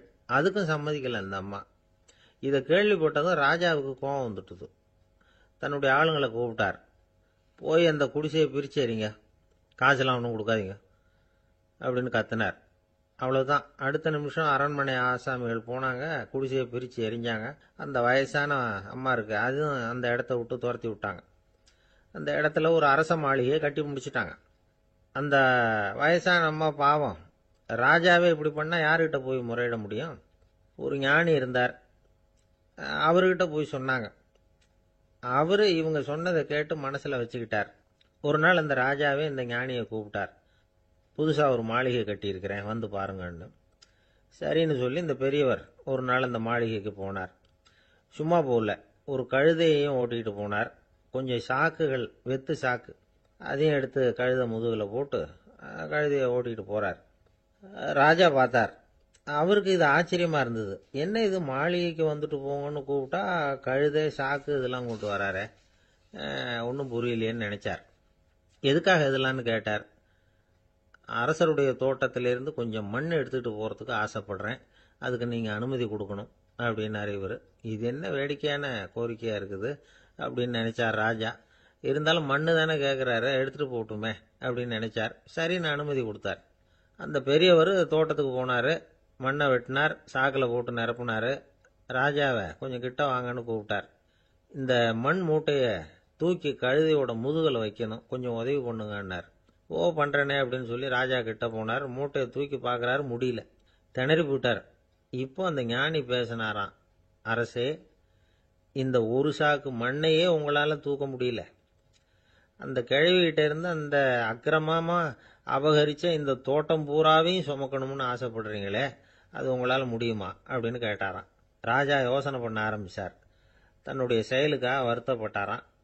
அந்த வயசான அம்மாவை உடனடியாக வரவழைச்சார். தாயே, தப்பு பண்ணிட்டேன், என்னை மன்னிச்சுக்குங்க, இன்னையிலேருந்து இந்த மாளிகையும் தோட்டமும் உங்களுக்கு தான் சொந்தம் அப்படின்னு சொல்லிவிட்டாராம். போகிறப்ப இந்த உலகத்திலேருந்து எண்ணத்தை எடுத்துகிட்டு போக போகிறோம், அதனால் ரொம்பவும் அலட்டிக்க வேண்டியதில்லை, கர்வப்பட வேண்டியதில்லை அப்படிங்கிறது ஒரு பெரிய உபதேசம். ஒரு பெரிய மனுஷன் சாக கிடந்தார், ரொம்பவும் அழுதார். ஏன் அழறீங்க அப்படின்னு கேட்டாங்க சுற்றி இருந்தவங்க. நான் சாகிறதுக்காக கவலைப்படலை, நான் நம்ம ஜனங்களுக்காக எவ்வளவோ காரியம்லாம் செஞ்சுக்கிட்டு வந்தேன்.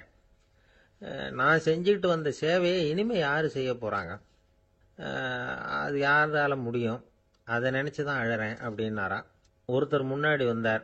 அதுக்காக நீங்கள் கவலைப்படாதீங்க, உங்க சேவையை தொடர்ந்து செய்யறதுக்கு என்ன மாதிரி இளைஞர் பட்டாலும் தயாரா இருக்கு. இருந்தாலும் எங்க கவலை என்னன்னா அப்படின்னு இழுத்தார். என்ன சொல்லுங்கன்னு கேட்டார் அவர்.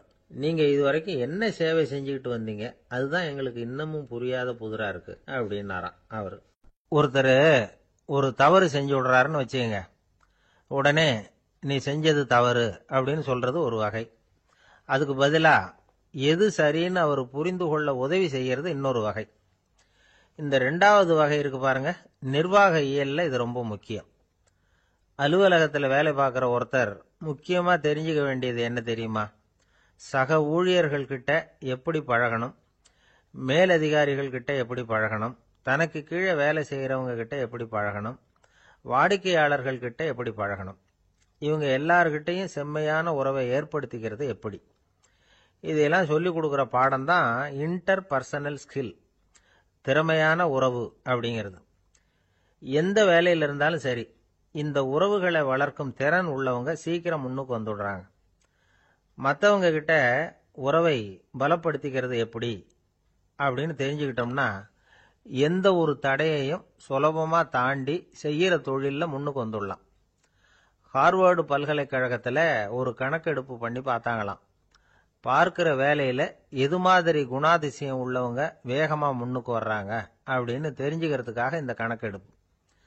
வெவ்வேறு துறையில் வேகமாக முன்னுக்கு வந்திருக்கிற பல பேரை சந்தித்து இந்த சர்வேயை நடத்தியிருக்கிறாங்க. அவங்க கண்டுபிடிச்சு சொல்லியிருக்கிற உண்மை என்ன தெரியுமா? ஒருத்தர் ஒரு வேலையில் இருந்தால் அது சம்பந்தப்பட்ட சப்ஜெக்ட் பற்றிய அறிவு 35% இருந்தால் போதுமா. ஆனால் உறவுகளை வளர்க்கக்கூடிய திறன், இன்டர் பர்சனல் ஸ்கில்லு 65% வேணும். இப்படி உள்ளவங்க சீக்கிரம் முன்னுக்கு வந்துடுறாங்களாம். அதனால் ஒருத்தருக்கு வேலை சரியாக புரியலைன்னா கூட விவரமாக மற்றவங்க கிட்ட பழகிறது எப்படின்னு புரிஞ்சால் போதும், அவர் முன்னுக்கு வந்துடலாம். அலுவலகங்களில் மட்டும் இல்லை, எல்லா இடங்கள்லையும் இது ரொம்ப முக்கியம். வீட்டுக்குள்ளேயும் இது ரொம்ப முக்கியம், வீட்டுக்கு வெளியேயும் இது முக்கியம். அடுத்தவங்க கிட்ட பழகிறது எப்படிங்கிறத தெரிஞ்சுக்காதவன் வாழ்க்கையில் முன்னேற முடியாது. இன்னைக்கு ஆயுதங்களால் காயப்படுத்தி கொள்ளுகிறவர்களை விட வார்த்தைகளால் காயப்படுத்தி கொள்ளுகிறவர்கள் தான் அதிகம். பெரியவங்க என்ன சொல்றாங்க தெரியுமா? நீங்க இந்த பூமியில பிறந்ததன் அர்த்தம் பூர்த்தி ஆகணும்னா அடுத்தவங்களுக்கு உதவி பண்ணுங்க. அடுத்தவங்களுக்கு உதவி செய்ய முடியாவிட்டால் கூட பரவாயில்லை, ஆனால் யாரையும் புண்படுத்தி விடாதீங்க அப்படின்னு சொல்றாங்க. எனக்கு தெரிஞ்ச ஒருத்தர் ஒரு அலுவலகத்தில் வேலை பார்க்குறார். அவர் சொல்லுவார், எனக்கு இந்த இன்டர் பர்சனல் ஸ்கில் ரொம்ப அதிகம் சார். சக ஊழியர்கள்கிட்ட ரொம்ப சுமூகமாக நடந்துக்குவேன். என் கூட வேலை பார்க்குற ஒருத்தருக்கு ஏதாவது ஒரு கஷ்டம்னா அந்த சமயத்தில் அவர் செய்ய வேண்டிய வேலையை நான் செஞ்சிருவேன் சார் அப்படிம்பார். நான் அவர்கிட்ட சமீபத்தில் அப்படி ஏதாவது செஞ்சுருக்கீங்களா அப்படின்னு கேட்டேன். செஞ்சுருக்கேன் சார். போன வாரம் புதன்கிழமை ஆஃபீஸில் என் பக்கத்து சீட்டுக்காரருக்கு வயிற்று வலி. உடனே நான் மெடிக்கல் லீவ் போட்டுட்டு எங்கள் வீட்டுக்கு போயிட்டேன் சார் அப்படின்னா. ஒரு ஊரில் ஒரு கோயில் இருந்தது. ரொம்ப பழைய கோயில். உள்ளே போகிறதுக்கே பயமாக இருக்கும். எந்த நேரத்தில் இடிஞ்சு விழுந்துருமோ அப்படிங்கிற பயம். அப்படி இருந்ததுனால யாரும் துணிஞ்சு சாமி கும்பிடுறதுக்கு அங்கே போகிறதில்ல. கோயிலுக்கு வர்ற கூட்டம் கொஞ்சம் கொஞ்சமாக குறைய ஆரம்பிச்சுட்டுது. கோயில் நிர்வாகிகள் எல்லாரும் கூடி உட்காந்து பேசினாங்க. என்ன பண்ணலாம்னு யோசனை பண்ணாங்க. எந்த இடம் மோசமாக இருக்கோ அந்த இடத்த பழுது பார்த்தாங்க. அங்கே எங்கே வர்ணத்தை பூசி கொஞ்சம் அழகுபடுத்தி பார்த்தாங்க. ஏதோ இந்த ஊரில் கோயில்னு ஒன்று இருக்கு, அது மக்களுக்கு தெரியணும் அப்படிங்கிறதுக்காகத்தான் இப்படிலாம் பண்ணாங்க.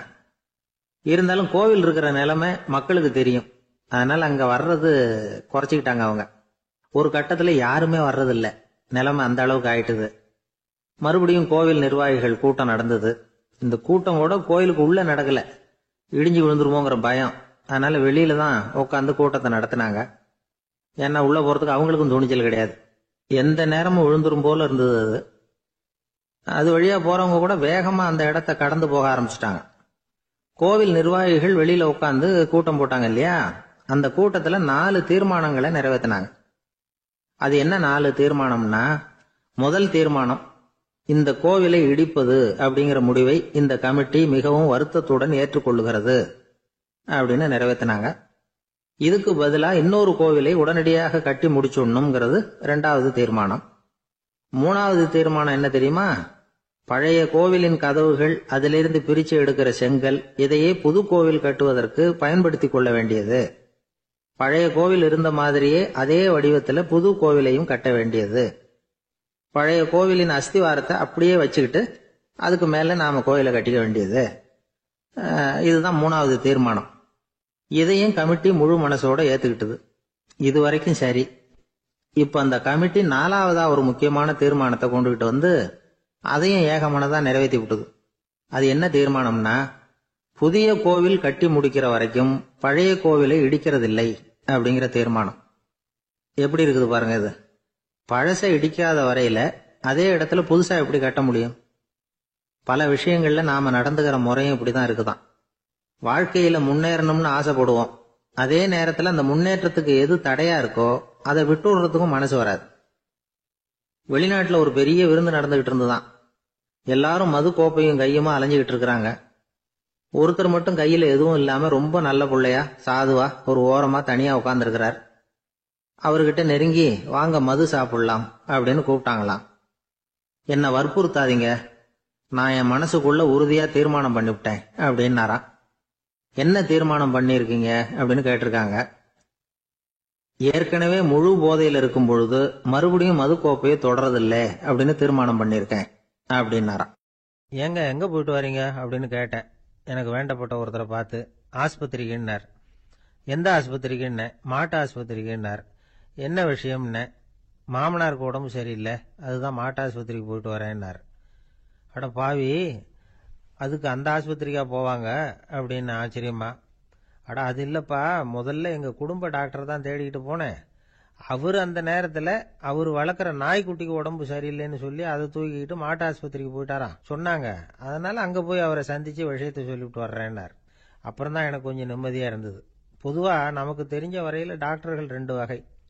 நமக்கு வைத்தியம் பண்ற டாக்டர்கள் ஒரு வகை, நம்ம கிட்ட இருக்கிற ஆடு மாடு கோழிக்கு வைத்தியம் பண்ற டாக்டர்கள் ஒரு வகை.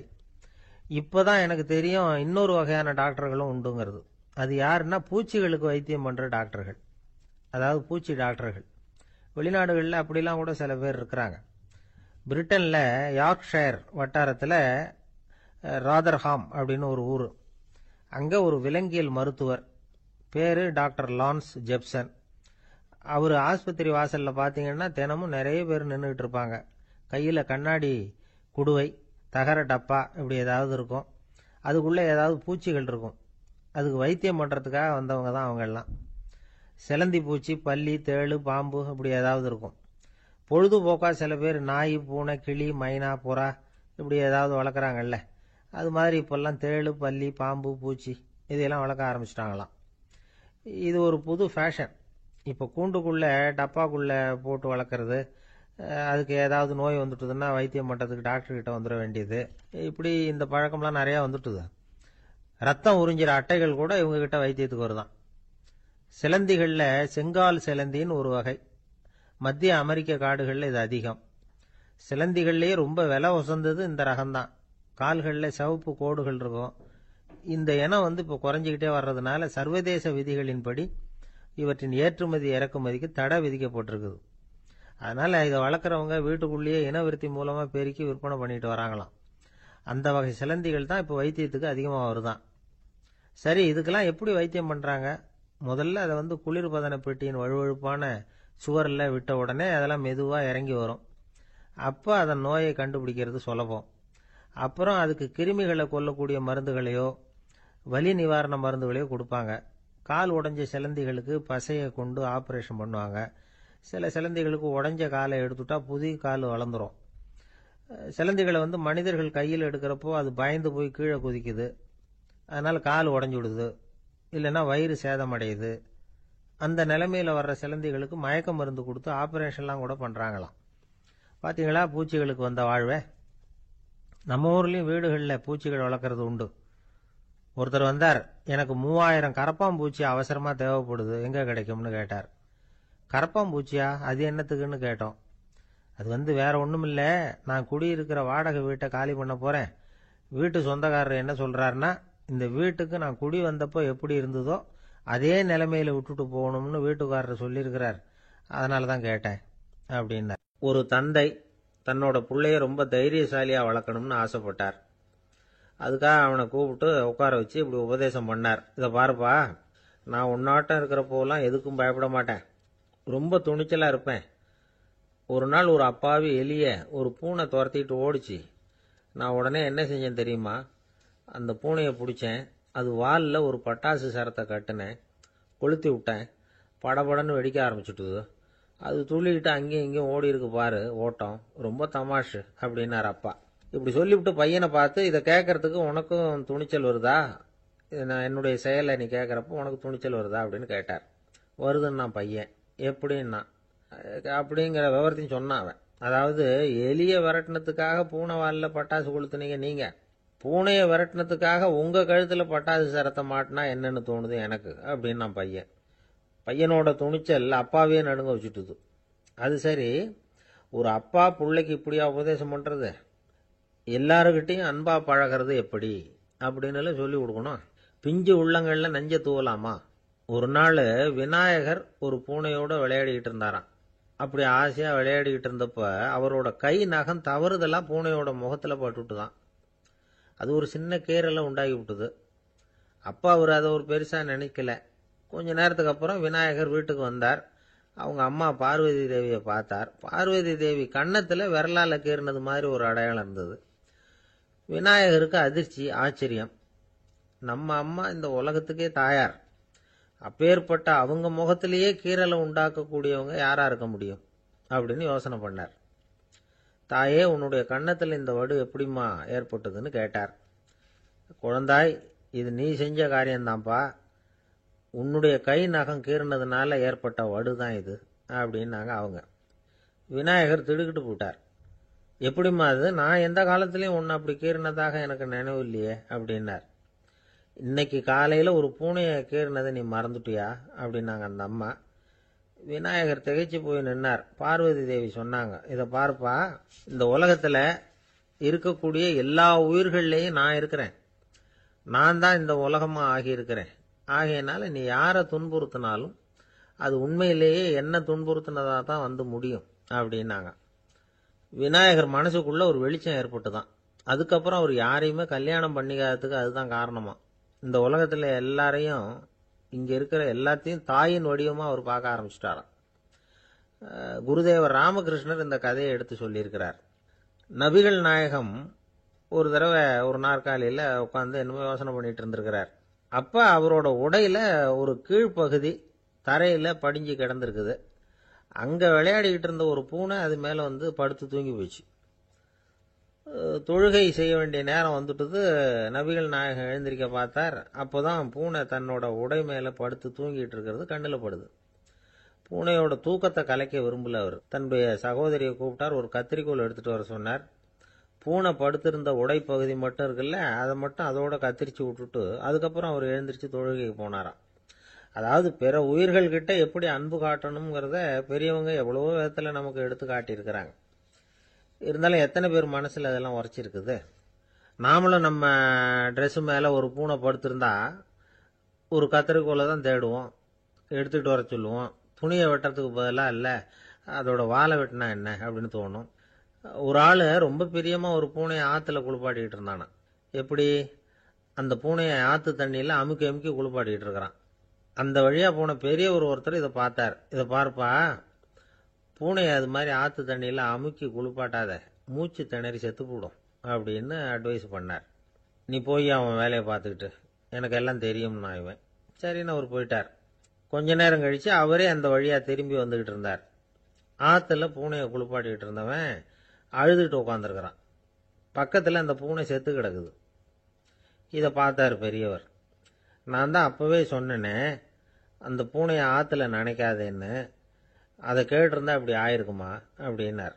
அந்த ஆள் கோபமா இவரை முறைச்சு பார்த்தான். அட போய்யா, இந்த பூனை ஆத்துல குளிச்சதுனால ஒன்றும் செத்து போகல, குளிச்சதுக்கு அப்புறம் அதோட உடம்பு ஈரமா இருக்குதுன்னு அதை புழிஞ்சேன், அதனாலதான் இப்படி ஆயிட்டுது அப்படின்னு. உலகத்துல எது எதுக்கும் ஆராய்ச்சி கூடங்கள் இருக்குது இல்ல, அது மாதிரி தூக்கத்தை பத்தி ஆராய்ச்சி பண்றதுக்கு ஒரு ஆராய்ச்சி கூடம் இருக்குது. அப்படி ஆராய்ச்சி பண்ணணும்னா அதுக்கு மூழ்கிக்கிட்டு இருக்கணும்ல. அதனாலதான் அந்த ஆராய்ச்சி கூடம் இங்கே இல்லை. அமெரிக்காவில் பாஸ்டன் பல்கலைக்கழக மருத்துவமனையில் அது இருக்குது. அங்கே தூக்கத்தை பற்றி பலவிதமான ஆராய்ச்சிகள் பண்ணிகிட்டு இருக்கிறாங்க. அந்த ஆராய்ச்சி கூடத்தில் இயக்குனராக இருக்கிற ஒரு நிபுணர் அவர் என்ன சொல்கிறார் தெரியுமா? உங்களுக்கு தூக்கம் வரலையா, நீங்கள் நல்லா தூங்குறதுக்கு தாராளமாக சில யோசனைகளை என்னால் சொல்ல முடியும் அப்படிங்கிறார்.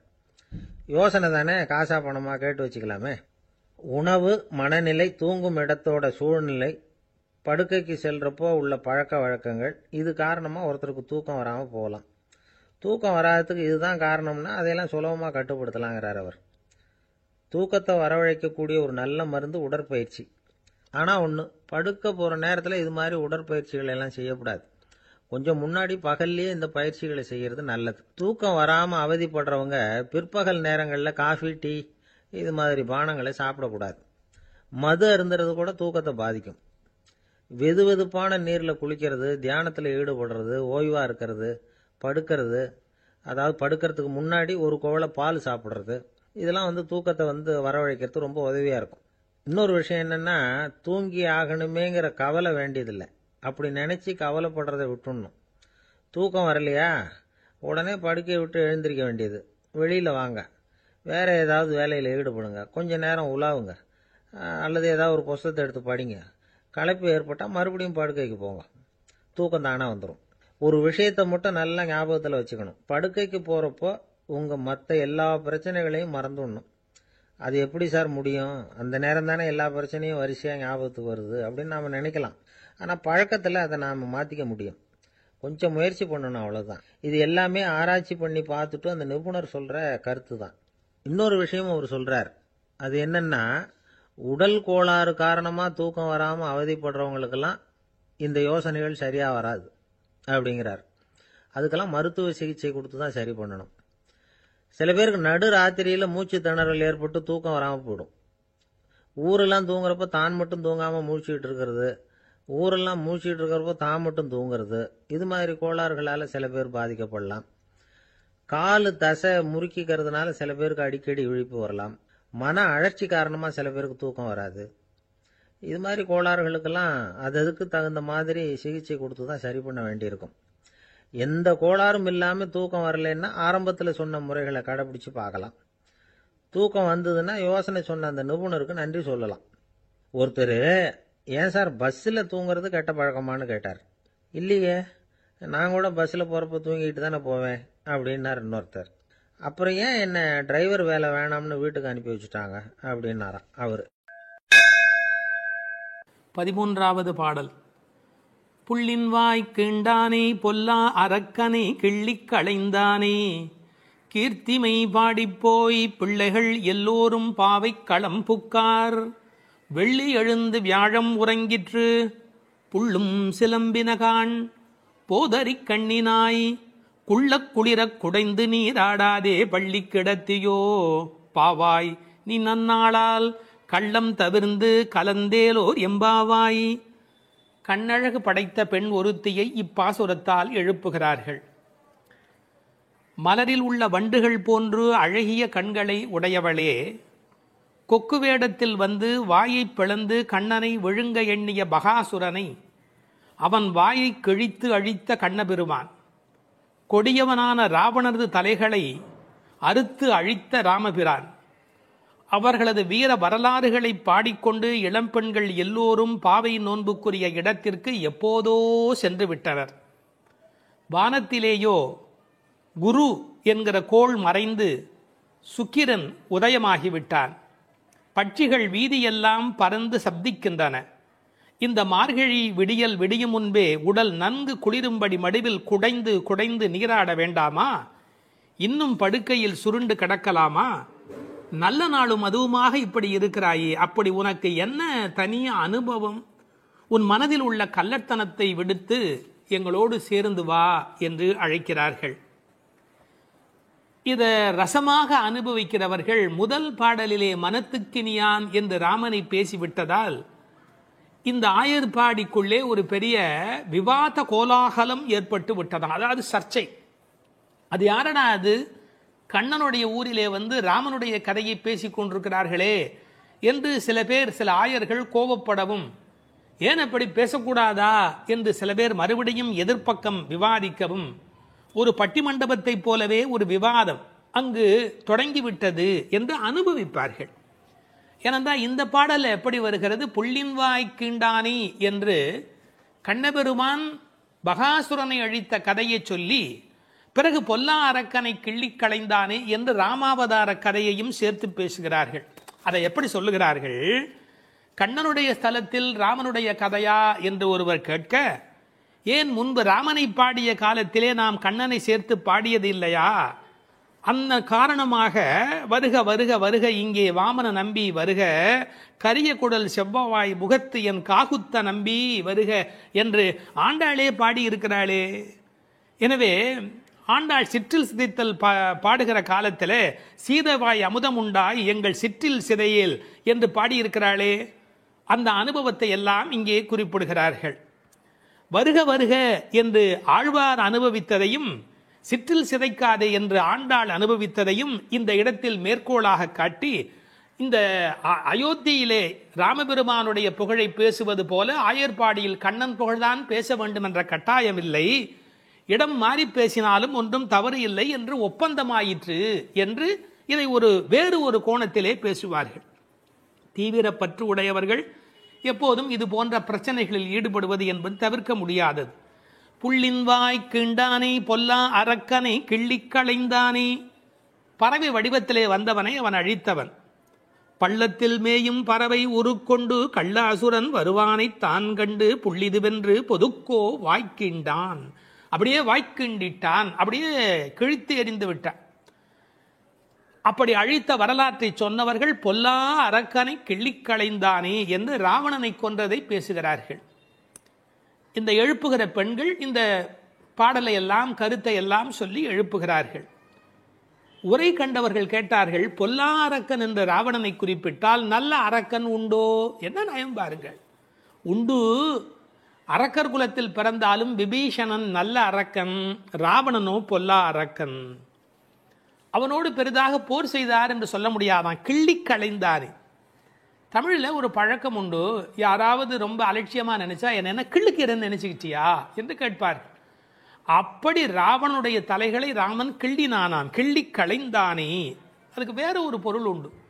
தன்முனைப்பு உள்ளவர்கள் பரமாத்மாவால் அழிக்கப்படுவார்கள் என்கிற அந்த உணர்வு 10 தலை ஒருவருக்கு உண்டு என்ற கதையை அப்படியே எடுத்துக்கொள்வதை விட, பன்முகமாக ஆசை தலி விரித்து ஆடுகிற போது ஒரு முகமுடைய பரமாத்மா மனதை நாம் ஒருமுகப்படுத்தினால் நமக்கு உள்ளே இருக்கிற பன்முகம் அழிந்து போகும் என்று உருவகமாக எடுத்துக்கொண்டு அனுபவிப்பவர்களும் உண்டு. இப்படி ராவணனை அழித்த வரலாற்றை பேசி கீர்த்திமை பாடிப்போய் பிள்ளைகள் எல்லோரும் பாவை களம் புக்கார். இந்த நெல் பயிரிடுகிற இடத்துக்கு நெற்களம் என்று பெயர். அதுபோல் பாவை நோன்பு நோற்கிற இடத்துக்கு பாவைக்களம் என்று பெயர். யாருடைய புகழை பாடுகிறார்கள்? கீர்த்திமை பாடி, ராமன் கண்ணன் இருவருடைய புகழையும் பாடி, கீர்த்தி புகழை பாடி, பிள்ளைகள் எல்லோரும் சின்ன குழந்தைகளாகிய பெண் பிள்ளைகள் எல்லாரும் சேர்ந்து பாவைக்களம் புக்கார். அவங்கெல்லாம் நோன்பு நோக்கிற இடத்துக்கு போய்விட்டார்கள், நான் மட்டும் உனக்காக இங்கே நின்று கொண்டிருக்கிறேன், சீக்கிரம் வாடி என்பது போல் பேசுகிறார். இப்போது பொழுது விடிந்து விட்டது என்பதில் அடையாளம் ரொம்ப நுட்பமான ஒரு அடையாளம். வெள்ளி எழுந்து வியாழம் உறங்கிற்று. அதாவது வெள்ளிக்கிழமை தோன்றிவிட்டது, வியாழக்கிழமை முடிந்து விட்டது இல்லை, குரு ஹோரை போய்விட்டது, சுக்கிரஹோரை தொடங்கிவிட்டது. அது இன்னொரு கோணம். வானியலை பற்றி நன்கு ஆய்வு செய்தவர்கள் ஒரு குறிப்பிட்ட காலத்திலே சுக்கிரனுடைய எழுச்சியும் வியாழனுடைய அந்த இறங்கு முகமும் ஒன்றாக நடக்கும் என்று குறிப்பிடுகிறார்கள். சுஜாதா அவர்கள் இதை வைத்துக்கொண்டு கிபி 885 என்று உறுதி செய்ய முடியும் என்று ஒரு கட்டுரையிலே எழுதியிருக்கிறார்கள். ஆனால் வேறு சிலரோ கிபி 8ஆம் நூற்றாண்டில் ஒரே ஒரு முறை மட்டும் அதிகாலை பொழுதில் சுக்கிரன் எழுவதும் குரு மறைவதும் ஒரே வேளையில் நிகழ்ந்துள்ளது. அது முழு நிலவு நாள், பௌர்ணமி. அந்த நாள் அப்படியே குறிப்பிடுகிறார்கள். அந்நாள் கிபி 731 டிசம்பர் 18 காலை 3:30 முதல் 4 மணி. இதனை அடி ஒற்றி ஆண்டாள் பிறந்தது கிபி 716 ஆடிப்பூரம் என்று கணக்கிட்டிருக்கிறார். பாருங்க எவ்வளவு அழகான ஒரு காலக்கணக்கு. வெள்ளி எழுந்து வியாழன் உறங்கிற்று. புள்ளும் சிலம்பின. முன்னர் ஒரு முறை புள்ளும் சிலம்பின என்ற பாடல் வந்திருக்கிறதே, அதெல்லாம் கூட்டுக்குள்ளே. இப்ப வெளியில பறவைகள் எல்லா இடங்களிலும் திரிந்து அவை இப்போது சப்தம் எழுப்பிக் கொண்டிருக்கின்றன.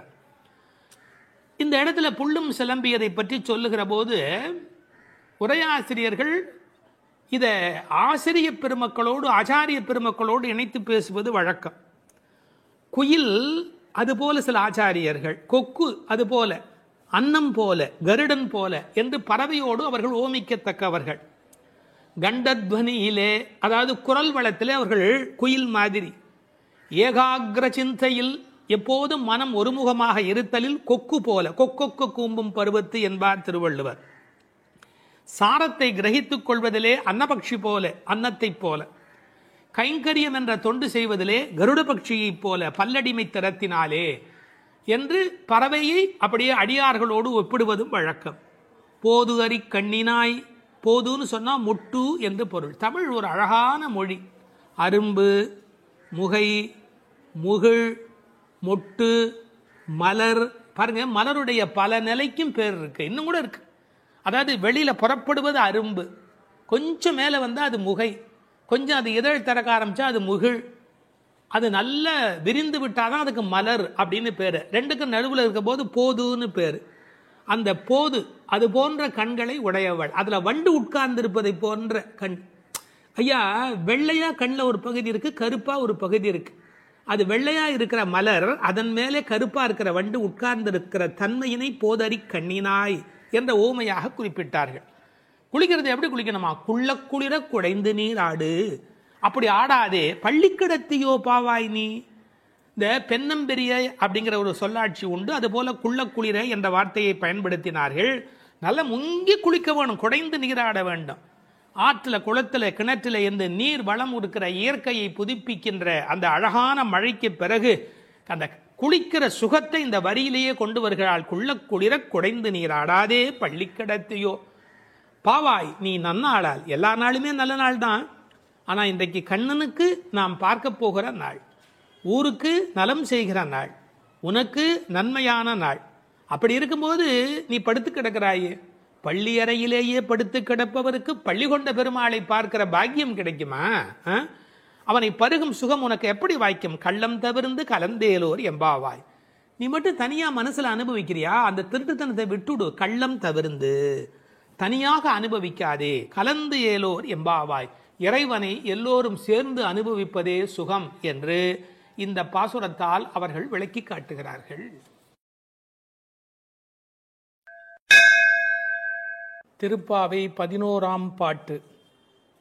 கற்றுக்கரவை கணங்கள் பல கறந்து செற்றார் திரளழியச் சென்று செரு செய்யும் குற்றமொன்று இல்லாத கோவலர்தம் பொற்கொடியே புற்றரவு அல்குல் புனமையிலே போதராய். சுற்றத்து தோழிமார் எல்லாரும் வந்து நின் முற்றம் புகுந்து முகில் வண்ணன் பேர் பாட சிற்றாதே பேசாதே செல்வப் பெண்டாட்டினி எற்றுக்கு உறங்கும் பொருளேலோர் எம்பாவாய். கண்ணனை எண்ணி நோற்காமல் அவன்தான் நம்மை எண்ணி நோற்று இங்கு வரட்டுமே என்று எண்ணி எல்லாவற்றிலும் சிறந்தவளான ஒரு பெண், பக்தி பெண் இந்த பாசுரத்தில் எழுப்பப்படுகிறாள். எல்லாமே கன்றுகள் போல இளமையான பசுக்கூட்டங்கள், பலவற்றை கறப்பதில் ஈடுபட்டு உள்ளவர்கள் இந்த கோபாலர்கள். பகைவர்கள் வந்துவிட்டால் அவர்கள் இருக்கும் இடத்திற்கு சென்று அவர்களது திறமை அழியும்படி போர் புரிய வல்ல குற்றமற்ற போர் வீரர்களை பெற்ற ஆயர் குலத்திலிருந்து வந்த பொன்கொடி போன்றவள் இந்த பெண். புற்றிலே உள்ள நாகத்தின் படம் போன்ற மறைவிடத்தையும் காட்டில் உலவும் மயில் போன்ற சாயலையும் உடையவளே, எழுந்து வா. நமது ஆயர்குடி பெண்கள் எல்லோரும் உன் வீட்டு முற்றத்திலே கூடி மேக நிறமுடைய கண்ணனது திருப்பெயர்களை கூறி பாடி மகிழ்கிறோம். நீயோ அசைவதே இல்லை, வாய் திறந்து பேசுவதும் இல்லை. அப்படி என்ன பெரும் செல்வமடி உனக்கு? இந்த உறக்கத்தில் உனக்கு என்ன அவ்வளவு ஈடுபாடு? எழுந்து வா என வெளியில் உள்ள பெண்கள் உள்ளே உறங்கும் பெண்ணை எழுப்புவதாக அமைந்துள்ள பாடல். இவர்கள் யாரை எழுப்புகிறார்கள்? 3 அடையாளங்கள். கோவலர்தம் பொற்கொடியே, புற்றரவு அல்குல் புனமையிலே, செல்வப் பெண்டாட்டி என்று உள்ளே இருக்கிற பெண் சிறப்பிக்கப்படுகிறார். கோபாலர் என்பது தமிழிலே கோவலர் என்று எழுதுவது வழக்கம். அந்த குலத்தின் தங்க கொடி ஸ்வர்ணலதா. ஸ்வர்ணலதா என்ற வடமொழி சொல்லுக்கு பொற்கொடி என்பது தமிழிலே மொழிபெயர்ப்பு. இவள் ரொம்ப செல்வாக்கு மிக்கவள், பேரழகி. இந்த கோவலர் என்பதை அழகான வித்தியாசமான பல பொருள் சொல்வது வழக்கம். கோ பலர், அதாவது வாக்கிலே வல்லவர் என்று கூட ஒரு பொருள் சொல்வார்கள். கோ அலர், தங்களை தலைவனாக நினைத்ததே அல்ல, கண்ணனுக்கு அடிமையாக மட்டுமே தன்னை நினைத்துக் கொண்டிருக்கிறவர்கள். இவள் அவர்கள் வீட்டு ஒரு கொடி, கொழுங்கொடி, கொழுகொம்பு தேடுகிற ஒரு கொடி. கோல் தேடி ஓடும் கொழுந்ததே போன்று மால் தேடி ஓடும் மனத்தள், ஆவிக்கோர் பற்று கொம்பு, இதெல்லாம் ஆழ்வார் திருவாக்கு. இவள் மனம் எப்போதும் கண்ணபெருமானை நோக்கி போய்கொண்டிருக்கும். ஒரு கொழுகொம்பாகிய இறைவனை தேடி போவதாலே இவள் கொடி, ஆனால் பொற்கொடி. அடுத்த வார்த்தை அவளுடைய மறைவிடத்தை குறித்து பேசுகிறார்கள். புற்றரவு அல்குல் புனமையிலே. இது தமிழிலே ரொம்ப இயற்கை. அதில் என்ன ஒரு குறிப்பு இருக்கிறது என்றால், பாம்பு புற்றிலே ஒடுங்கி விடும். அதுபோல் இவளுக்கு ஒடுக்கமான இடை என்பதை நாம் இந்த இடத்தில் புரிந்து கொள்ள வேணும். பெண்ணுக்கு இடை எப்படி இருக்க வேணும்? பொய்யோ எனும் இடையாளோடும் இடையானோடும் போனான், கம்பனுடைய வாக்கு. சீத்தையினுடைய இடை உண்டா இல்லையா என்று எல்லோரும் சர்ச்சை செய்கிற இடை என்று எழுதினார். இந்த புற்றரவு அல்குல் என்பதை கொஞ்சம் விளக்கம் சொல்லுகிற ஆச்சாரியர்கள் அது மறைந்திருப்பதையும், குளிர்ச்சி, பாம்பு புற்றுக்குள் மறைந்திருக்கும், புற்றுக்குள்ளே எப்போதும் வெப்பம் குறைவாக இருக்கும். நான் ஒரு குறிப்பு படித்தேன், 23 டிகிரி செல்சியஸ் அந்த சூட்டில் தான் உள்ள இருக்குமா பாம்பு குடியிருப்பதற்கு விரும்புமா. ஏர் கண்டிஷன் ரூம்ல இருக்கிற மாதிரி அந்த குளிர்ச்சி இருந்தால்தான் அது அங்கே இருக்குமா. அதுபோல இந்த பெண்ணின் மறைவிடத்தையும் அவர்கள் குளிர்ச்சி மிக்கது என்று பாடுகிறார்கள். ஆனால் புற்றரவு அல்குல் என்பதை தத்துவார்த்தமாக எடுக்கிற போது ஞான பக்தி மிக்க என்று அதற்கு வேறு இறை பொருள் கொண்டு சொல்லுவது வழக்கம். அடுத்த வார்த்தை புனமையிலே போதராய். மயில் என்று சொன்னா போராதா, ஏன் புனமயில் என்று சொல்ல வேணும்? நீங்க என்னதான் வளர்த்தாலும் ஒரு மிருகக்காட்சி சாலையில் இருக்கிற மயில் அல்ல ஒரு வளப்பம் இருக்காது. காட்டிலே இயற்கையோடு இயற்கையாக ஆடிக்கொண்டிருக்கிற மயில் இருக்கு, செழிப்பாக இருக்கும். காட்டு மயில், புனம்னா காடு, காட்டிலே இருக்கிற மயில். வளர்ப்பு மயிலுக்கு இல்லாத அழகு காட்டில் இருக்கிற மயிலுக்கு வனப்பு மயில். அது கண்ணுக்கு மிகவும் இனிமை தருவது மயில். கருங்கண் தோகை மயில் பீலி அணிந்து, கண்ணபெருமான் மயிலை விரும்புகிறவன், அதான் தலைமையிலேயே சூடிக்கொண்டிருக்கிறான். எனவே இவளை விரும்புவதற்கான வாய்ப்பு அதிகம். இன்னொரு கோணத்தில் பிரதிவாதி பயங்கரம் சுவாமிகள் ஒரு அருமையான கருத்து சொல்வார்கள். ஆச்சாரியனை குறித்து அவர்கள் எல்லா பாடலுமே ஆச்சாரியனோடு தொடர்பு படுத்தி பேசியிருக்கிற ஒரு பேச்சு, அற்புதமான பேச்சு அது. அந்த மயிலுக்கும் ஆச்சாரியனுக்கும் என்ன தொடர்பு என்று அனுபவிக்கிறார்கள். ஆனந்தம் வந்து விட்டா மயில் தோகை விரிக்கும். ஆச்சாரியனும் அப்படித்தான், ஆனந்தம் வந்து விட்டா தன்னுடைய வாக்குல விஸ்தாரமா பல பொருள்கள் சொல்ல தொடங்கி விடுவார். மயிலுக்கு விஷப்பூச்சிகள் அண்டாது, அதுபோல ஆச்சாரியனிடத்திலே தீய சக்திகள் சேராது. மயில் பீலி கண்ணன் தலைமையிலே இருக்கும். ஆச்சாரியன் ஏதேனும் ஒன்று சொன்னா கண்ணன் தலைதுலுக்கி அதை அனுபவிப்பானா, அப்படி என்று அனுபவிப்பானா. எனவே தலைமேல் வைத்து கண்ணனே கொண்டாடுகிறான் ஆச்சாரியனுடைய வாக்கு. பாம்பு பயந்து ஓடும், விஷத்தன்மை உடையவர்கள் ஆச்சாரியனை பார்த்தால் விலகி ஓடி விடுவார்கள் என்று என்ன அழகு பாருங்கள். முழுக்க இந்த புனமையிலே என்பதை ஆச்சாரியனோடு சம்பந்தப்படுத்தி பேசுவார்கள் ஸ்ரீ பிரதிவாதி பயங்கரம் அண்ணங்கராச்சாரிய சுவாமிகள். இந்த புனமையில் என்பதில் இன்னும் ஒரு அழகு, மயில் புனத்தை சிறப்பிக்கிறது. காட்டுக்கு அழகு அப்படின்னா மயில் தான் காட்டுக்கு அழகாக இருக்கிறது. அது மாதிரி எங்கள் கூட்டத்துக்கு நீ புனமயில், எங்கள் கூட்டம் காடு போல நீ வந்தால்தான் எங்களுக்கு அழகு என்பதை புனமயில் என்பது குறிப்பிட்டது. நீ வந்து கதவை தர, ஏன் மயில் நடப்பதை பார்க்க வேண்டும் அல்லவா, மயில் நடந்து வருகிற அழகை நாங்கள் அனுபவிக்க வேண்டும் அல்லவா.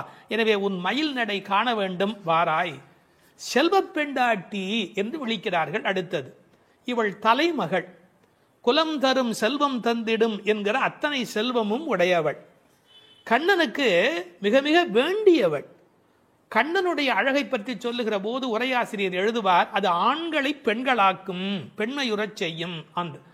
அது மாதிரி இவள் அழகு எப்படி என்றால் பெண்களை ஆண்மையுறச் செய்யும் பேரழகு, செல்வ பெண்டாட்டி என்று சிறப்பித்தார்கள். இப்போ அந்த ஆயர்பாடியிலே அவர்கள் கறந்து பால் கறந்து அவர்கள் எப்படி வாழ்கிறார்கள் என்ற தன்மை பேசப்படுகிறது.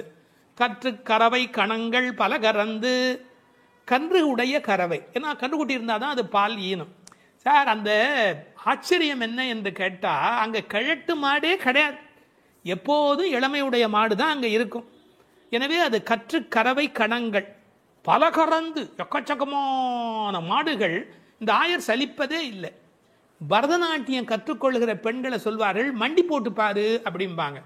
அது மாதிரி பால் கறக்கிறவர்கள் குத்த வச்சு உட்காந்து பால் கறப்பார்கள். எக்கச்சக்கமான ஸ்டாமினா, உடல் பலம் இருந்தாதான் தொடர்ந்து உட்காரவே முடியும். நீங்க சாதாரணமா உட்காந்துடலாம், ஆனா குத்த வச்சு உட்காரது இருக்கும் பாருங்க. பரதநாட்டியம் ஆடுகிறவர்களுக்கு முதல் பயிற்சி அதுதான். பால் கறக்கிற அந்த கோபாலர்களுக்கு இயல்பிலேயே வரிசையாக மாட்டை கறந்து உடல் பலம் எக்கச்சக்கமா இருக்கும். பல கறந்து, இந்த கன்று என்பதை கற்று என்று எழுதுகிறார்கள். ஏன்னா மெல்லினமாக தான் இருக்கணும் கன்று. அது எப்படி வல்லினம் ஆயிட்டுனா, கண்ணுக்குட்டி மாதிரியா இருக்குது, அதுவே அவ்வளோ வலிமையாக துள்ளி குதிச்சுக்கிட்டு இருக்குது. அப்புறம் கன்றுன்னு எப்படி சொல்றது? அது கற்று. இதுக்கும் ஆழமான ஒரு உரை சொல்லுகிற வழக்கம் எப்படின்னா, கல்வி கற்று அப்படின்னா கல்வியின் மூலமாக. அதாவது இது கண்ணுக்குட்டி அப்படிங்கிற அர்த்தத்தை தாண்டி நிறைய கல்வி கற்ற சிஷ்ய கோடிகளோடு ஆச்சாரியன் வருகிற பேரழகு, இப்படி ஆச்சாரியனோடு சம்பந்தப்படுத்தி அந்த பாடலுக்கு விளக்கம் சொல்வது உண்டு. பசுவனுடைய சிறப்பை சொல்வதாக இருந்தா, அந்த கோதூளி, அதனுடைய கால் தூசிக்கு பெருமை அதிகம். அந்த பசுவினுடைய அந்த கொட்டில் இருக்கு இல்லையா, மாட்டு கொட்டில், அங்கே போய் உட்கார்ந்தா மன அமைதி கிடைக்கும்.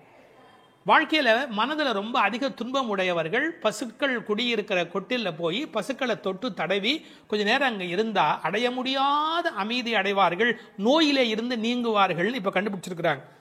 இப்படி ஒருவரே பல மாடு கடந்து எடுக்கக்கூடிய உடல் பலம் உடையவர்கள். ஆனால் வெறும்னா பால் கறக்கிற ஆட்கள்னு நாம் நினைக்கக்கூடாது.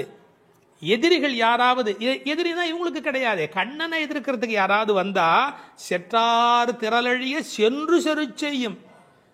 வேடிக்கையாக சொல்லுவாங்க, டே என் ஏரியாவுக்கு வாடா பார்த்துக்கிறேன் அப்படின்னு. அது மாதிரி சிங்கத்தை குகையிலேயே சந்திப்பது போல எதிரிகளுடைய கோட்டைக்கு உள்ளேயே புகுந்து அவர்களை அடித்து நொறுக்குவார்கள். கிருஷ்ணனுடைய எதிரிகளை தங்கள் எதிரிகளாக நினைத்துக் கொள்வார்கள். செற்றார் திரளழிய சென்று செரு செய்யும். ராமனை பற்றி பாடும்போது சென்று அங்கு தென்னிலங்கை செற்றாய் திரள் போற்றினாலே, இந்த ஆயர்பாடியில் இருக்கிற கோபாலரும் சென்று சண்டையிடுகிறவர்கள். குற்றமொன்றில்லாத கோவலர். அவங்களுக்கு இடக்கை வழக்கை தெரியாது. படிச்சு வந்தவன் சார் விஷமம் பண்ணுவான், கல்வி உள்ளவன் தானே அதிக வம்பு பண்ணுவான். இவங்களுக்கு எந்த குற்றமுமே கிடையாது. அப்படிப்பட்ட கோவலர்தம் பொற்கொடியே. சுற்றத்து தோழிமார் எல்லாரும் வந்து, அத்தனை பேரும் வந்துட்டோம். உன் வீட்டு வாசல்ல நிற்கிறோம். தேகபந்துக்கள் ஆத்ம பந்துக்கள் என்று எல்லாருமா நாங்கள் உன் வீட்டு வாசல்ல வந்து நிற்கிறோம். நீ முற்றம் புகுந்து முகில்வண்ணன் பேர் பாட.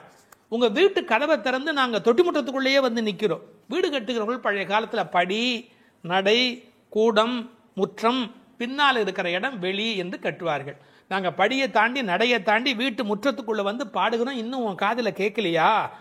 அணியரங்கன் திருமுற்றத்து அடியார் தங்கள் இன்பமிகு பெரும் குழுவும் கண்டு. பெருமாள் திருமொழியில் இருக்கிற வாக்கு.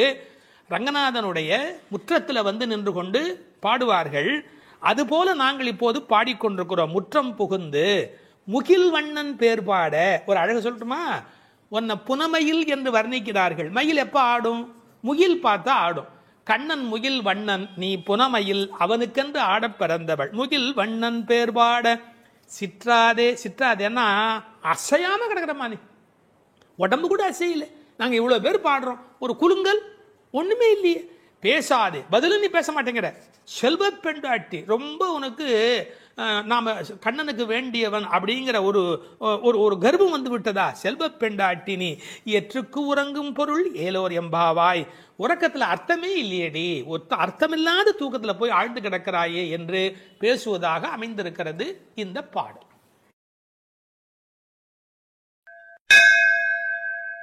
பனிரெண்டாம் பாடல். கனைத்திளம் கற்றெருமை கன்றுக்கு இறங்கி நினைத்து முலை வழியே நின்று பால் சோர நனைத்தில்லம் சேராக்கும் நற்செல்வன் தங்காய் பனித்தலை வீழனின் வாசல் கடை பற்றி சினத்தினால் தென்னிலங்கை கோமானைச் செற்ற மனத்துக்கு இனியானை பாடவும் நீ வாய் திறவாய், இனித்தான் எழுந்திராய், ஈதன்ன பேருறக்கம் அனைத்தில்லத்தாரும் அறிந்தேலோர் எம்பாவாய். இதனுடைய பொருள், கன்றை பிரிந்த எருமை தன் கன்றை நினைத்து கனைத்து அந்த நினைப்பால் தனது காம்புகளிலிருந்து விடாது பால் பொழிவதால் வீடெல்லாம் பால் வெள்ளமிட்டு சேராகி கிடக்கின்ற வீட்டின் தலைவனான பெரும் செல்வத்தை பெற்றிருப்பவனது தங்கையே. முன்பு பெரும் கோபத்தால் தென்னிலங்கை மன்னனான ராவணனை அழித்து ஒழித்த மனத்திற்கு இனியவனான ராமபிரானை புகழ்ந்து மார்கழி மாத பனி தலையில் விழுந்து கொண்டிருக்க நாங்கள் உன் வீட்டு வாசலில் கீர்த்தனம் செய்வதை கேட்டும் நீ உறங்கலாமா? கதவை திற, பொழுது விடிந்து இன்னும் நீ உறங்குவது எல்லா வீட்டாருக்கும் தெரிந்து விட்டது, இனியாவது எழுந்திரு, என்ன இது பெரிய உறக்கம் என்கிறார்கள். இந்த பாடலில் எழுப்பப்படுகிறவள் கண்ணபெருமானுடைய நெருங்கிய நண்பனுடைய தங்கை. அவளை எழுப்புகிற போது நற்செல்வன் தங்காய் என்று அவர்கள் அன்போடு அழைக்கிறார்கள். சூழலை முதலில் வர்ணிக்கிறார்கள். ஒரு எருமை அவிழ்த்து விட்ட பிறகும் பால் கறவாமல் விட்டுவிட்டதால் தன் கன்றை நினைத்து அது பால் பொழிகிறது, அதனால் வீடு சேராகிறது. கனைத்திளம் கற்று எருமை கன்றுக்கு இறங்கி நினைத்து முலைவழியே நின்று பால் சோர என்று பாடலிலே வருகிறது. பக்தி இலக்கியங்களுடைய அடிப்படை நாதமே அன்புதான் பிரமாதம். உண்மையிலேயே வாழ்க்கை ஒரு அறிவுபூர்வமான ஏற்பாடு அல்ல, அது அன்பு பூர்வமான ஒரு ஏற்பாடு. ஒரு எருமையே இப்படி இருக்குமானால் இறைமை என்ற இறை தத்துவத்தில் ஈடுபட்டவர்கள் எவ்வளவு இரக்கத்தோடு இருக்க வேண்டிய கடமை உடையவர்கள். எருமை மாடு கன்றுக்கு இறங்கி பால் சொரிவதை கவிச்சக்கரவர்த்தி கம்பன் பாடிக்காட்டி இருக்கிறார். எருமைகள் பால் பொழிய அன்னக்குஞ்சுகள் அந்த பாலை அருந்தி மகிழ்ந்தன என்று ஒரு கற்பனையிலே பாடுகிறார். சேல் உண்ட ஒன்கணாரின் திரிகின்ற செங்கால் அன்னம், மால் உண்ட நளினப்பள்ளி வளர்த்திய மழலை பிள்ளை, கால் உண்ட சேற்று மேது கன்று உள்ளி கனைப்பச் சோர்ந்த பால் உண்டு துயில பச்சை தேரை தாலாட்டும் பண்ணை என்று எழுதுகிறார். நாட்டு வளத்தை எழுதுகிற போது தாமரைப்பூவில் உறங்கிக் கொண்டிருக்கிற அன்னக்குஞ்சுகளுக்கு எருமை மாடு தன்னுடைய கன்றை நினைத்து சொரிந்த பால் அவைகளுக்கு கிடைத்தன என்று கோசல நாட்டு வளத்தை பாடுகிற போது குறிப்பிடுகிறார். உண்மையிலேயே இந்த எருமைகள் இப்படி பால் கறக்கும் என்கிற தன்மையினை வேறு ஒரு வகையில் சங்க இலக்கியத்தில் ஒரு புலவர் பாடிக்காட்டி இருக்கிறார். வெள்ளி வீதியார் என்ற ஒரு புலவர். அவர் வேறு ஒரு கோணத்தில் சொல்லுகிறார். காமத்தை பற்றி பாடுகிற போது தலைவன் வந்து எங்களை அனுபவிக்கவில்லை, எங்கள் இளமையோ வீணாகிறது, எங்களுக்கும் பயனில்லை அவனுக்கும் பயனில்லை, உடம்பில் பசலை நோய் வந்து துன்பப்படுகிறேன் என்று எழுதுகிறார். கன்றும் உண்ணாது கலத்தினும் படாது நல் ஆண் தீம்பால் நிலத்து உக்காங்கு, ஒரு பசு என்று எழுதுகிறார். இது சங்க இலக்கிய பாடல். ஆண்டாள் சங்க இலக்கியங்களை படித்தவள் என்பதற்கு இது ஒரு அடையாளம். கன்றும் உண்ணாது கலத்தினும் படாது நல்லான் தீம்பால் நிலத்து உக்காங்கு, எனக்கும் ஆகாது என்னைக்கும் உதவாது பசலை உணியர் வேண்டும் என்று குறுந்தொகையிலே வெள்ளி வீதியார் என்ற புலவர் எழுதி காட்டியிருக்கிறார். இன்னொரு கோணத்திலே பார்க்கிற போது வியாக்கியானம் பண்ணினவர்கள் எருமை மாடு கன்றை நினைத்து படுகிற பாட்டை சொல்லிவிட்டு, எருமைகள் கரவாவிட்டால் படும் பாடு இந்த பெண்கள் ஓவியர் சொல்லுகிறார்களாம். என்ன, அனைவரும் எருமை படுகிற பாட்டை நாங்கள் அல்லவா உன்னாலே படுகிறோம் என்று கண்ணனுக்கு புரிய வைக்கிறார்களாம். எனவே கனைத்திளம் கற்றெருமை கன்றுக்கு இறங்கி நினைத்து முலைவழியே நின்று பால் சோர. சென்ற பாடலிலே பால் கறப்பதை பற்றிய குறிப்பு வந்தது. கற்றுக்கறவை கணங்கள் பல கறந்து என்று வரும். இந்த பாடலிலே பால் கறவாமையை பற்றிய குறிப்பு வந்தது. அப்படியானால் எது உண்மை? இப்படி எடுத்துக்கொள்ள வேணும். பக்தி யோகத்தில் ஈடுபட்டிருக்கிற தன்மையினை இந்த பாடலும், கர்மயோகத்தில் ஈடுபட்டிருக்கிறவர்களை பற்றிய குறிப்பை அந்த பாடலிலும் ஆண்டாள் குறிப்பிடுகிறாள் என்று பொருள் கொள்ள வேண்டும். நற்செல்வன் தங்காய், சிறந்த செல்வமுடையவனுடைய தங்கையே. அவன் எப்படி நற்செல்வனாக இருக்கிறான்? கண்ணனுடைய மிக நெருங்கிய நண்பன் ஒருவன். அதை ஆழ்வார் பாடுகிற போது சொல்லுகிறார் பெரியாழ்வார் திருமொழியிலே, சுரிகையும் தெரிவில்லும் செண்டுகோலும் மேலாடையும் தோழன்மார் கொண்டு ஓட ஒரு கையால் ஒருவன் தன் தோளை ஊன்றி. கண்ணன் எப்போதும் யாராவது ஒருத்தனுடைய தோளை அணைத்தபடி இருக்கிறானாம். அப்படி ஒரு கையால் ஒருவன் தன் தோளை ஊன்றி. எனவே கண்ணனுடைய மிக நெருக்கமான நண்பன் அவனை விட்டு வராமையினாலே அவன் வீட்டு எருமை கரவாதபடி போயிற்று என்று பொருள் கொள்ள வேண்டும். தமிழிலே மாடு என்பதே செல்வத்தை குறிப்பது. எனவே அந்த மாட்டின் பெருஞ்செல்வம் உடையதால் நற்செல்வன் தங்காய் என்று பொருள் செய்தார்கள். தத்துவார்த்தமாக பொருள் செய்தவர்கள் ஆண்டாளுக்கு சகோதரராக எம்பெருமானாரை சொல்லுகிற மரபு வழி சிந்தனையினை கொண்டு வருகிறார்கள். பெரியாழ்வார் பெற்றெடுத்த பெண் பிள்ளை வாழியே, பெரும் புதூர் மாமுனிக்கு பின்னானாய் வாழியே என்று ராமானுஜருக்கு தங்கையாக ஆண்டாள் பேசப்படுகிறாளே. கோயில் அண்ணா வாரும் என்று ஆண்டாள் அழைத்தாளே, அந்த இங்கு நினைவூட்டி நற்செல்வன் தங்காய் என்று ஆண்டாளையே குறிப்பிடுகிறார்கள்.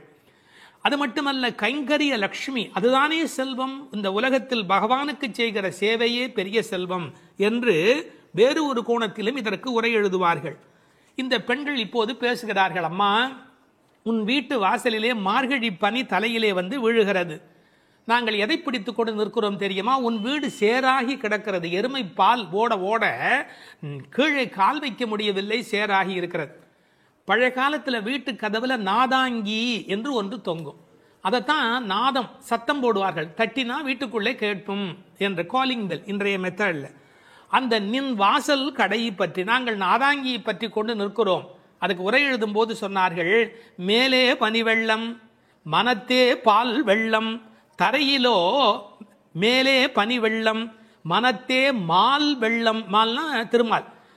மனத்தே மால் வெள்ளம் தரையிலே பால் வெள்ளமாய் தெப்பம் வற்றுவாரை போலே உன் வீட்டு நாதாங்கியை பிடித்து தொங்கிக் கொண்டிருக்கிறது கான். அப்படியெல்லாம் அந்த நாதாங்கியை பிடித்துக் கொண்டு இவைகள் தொங்கிக் கொண்டு நிற்கிறார்கள். சினத்தினால் தென்னிலங்கை கோமானை செற்ற மனத்துக்கு இனியானே பாடமும் நீ வாய் திறவாய். அளவு கடந்த அநியாயம் செய்து விட்டான் ராவணன். என்ன, சீத்தையை ராமனால் பிரிய முடியாது. பிராட்டியையும் பெருமாளையும் பிரிக்கக்கூடாது. அந்த பாவத்தை செய்தமையினால் கோபப்பட்டு சினத்தினால் தென்னிலங்கை கோமான் ராவணனை செற்ற அழித்த மனத்துக்கு இனியானை பாடவும் நீ வாய் திறவாய். ராமன் மனத்துக்கு இனியவன் என யாருக்கும் எந்த நோவும் வரக்கூடாது என்று எண்ணுவது ராமனுடைய பண்பாடு. எப்படி என்று குகனை போன்ற அன்பர்கள் வருகிறார்கள். இவன் தாழ்ந்தவன் என்று நினைக்கல, ஏழை ஏதலன் கீழ்மகன் என்னாது அவனோடு அன்பு பாராட்டுகிறார். கிளிக்கு யாருடைய பெயர் வைப்பது என்று கேட்கிறாள். கைகேயி அம்மாவுடைய பெயரை வை என்று சொல்லுகிறார். இப்படி எல்லோருக்கும் மனத்துக்கு இனியனாயிருந்த அழகை வைமு கோபாலகிருஷ்ணமாச்சாரியார் உரையிலே ராமாயண பாடல்ல இருந்தே பல குறிப்பு சொல்லுகிறார். மனத்துக்கினியானே என்ற தொடர்க்கு நட்பினர் நொதுமலாளர் பகைவர் ஆகிய மூவகையர் மனத்துக்கும் இனியவன் என்று பொருள் கொள்ளலாம். குகனை விடுங்கள், அடுத்தாற் போல வாலிக்கும் ராவணனுக்கும் கூட இனியனாயிருந்தான் என்றோ. மூக்கும் காதும் வெம்முரண் முலை கண்களும் முறையால் இழந்து அரற்றிய சூர்ப்பனகையும் போக்கினீர் என் நாசி பொய்த்து என் என்றும் மேக்குயரும் நெடுமூக்கு மடந்தையர்க்கு மிகையன்றோ என்றும் பிழை செய்தீரோ என்றும் சூர்ப்பனகை ராமனை புகழ்ந்து பாடுகிறாள். மார்பில் ராமபானம் பாய்ந்து நின்ற நிலையிலும் வாலி ஓவியத்து எழுத ஒண்ணா உருவத்தாய் என்று சொல்லுகிறான். ஆவி போம் வேலைவாய் அறிவு தந்து அருளினாய் என்று பேசுகிறான். ராவணன் மாலியவானிடத்திலே வந்து சொல்லுகிற போது நாசம் வந்துற்ற காலை நல்லதோர் பகையை பெற்றேன் என்றார்.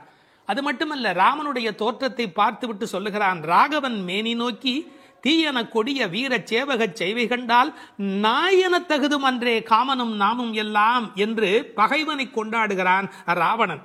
எனவே ராமனிடத்தில் எல்லோரும் அன்பு பாராட்டுகிற காரணத்தினாலே அவன் மனத்துக்கு இனியவனாக இருக்கின்றான். அந்த மனத்துக்கு இனியானை நாம் பாட இனித்தான் எழுந்திராய். ராமாயணமே சொல்லிவிட்டோம், இன்னும் நீ எழவில்லையே, ஈதென்ன பேருறக்கம். இந்த உறக்கம் நியாயமா? இப்படி தூங்கி தொலைக்கிறாயே.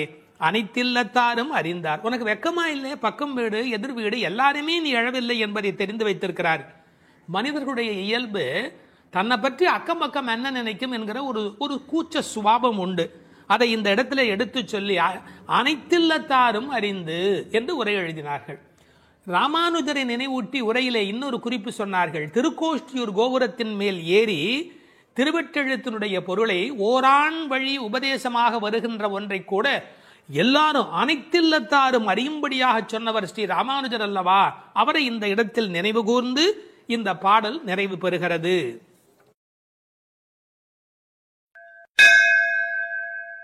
திருப்பாவை 10ஆம் பாடல்.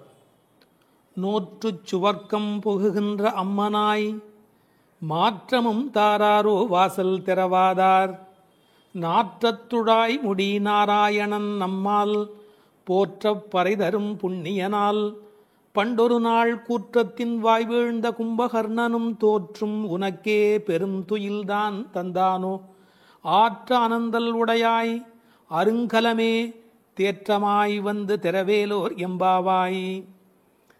இந்த பாடலை நோன்பின் பெருமையால் கண்ணனை கையில் கனிபோல் அடைந்த ஒரு பக்திமிக்க பாவை எழுப்பப்படுகிறாள் என்றும் பார்க்கலாம். அல்லது தூக்கத்தையே நோன்பாக கருதி சோம்பி கிடக்கிற ஒருவளை கேலி பேசுவதாகவும் பொருள் கொள்ளலாம். இப்போது பாடலின் பொருளை முதலில் பார்ப்போம். நோன்பின் பலன் கைவரப் பெற்று அதன் விளைவாக சொர்க்கத்தையே அடைகின்ற பெண்ணே, அந்த சொர்க்கத்தினுள்ளே புகும் பெண் என்றாலும் உறக்கத்தை நோன்பாக கொண்டவளே என்று இன்னொரு பொருள். நீ வாயில் கதவைத்தான் திறக்கவில்லை, வாயை திறந்து பதில் கூடவா சொல்லக்கூடாது?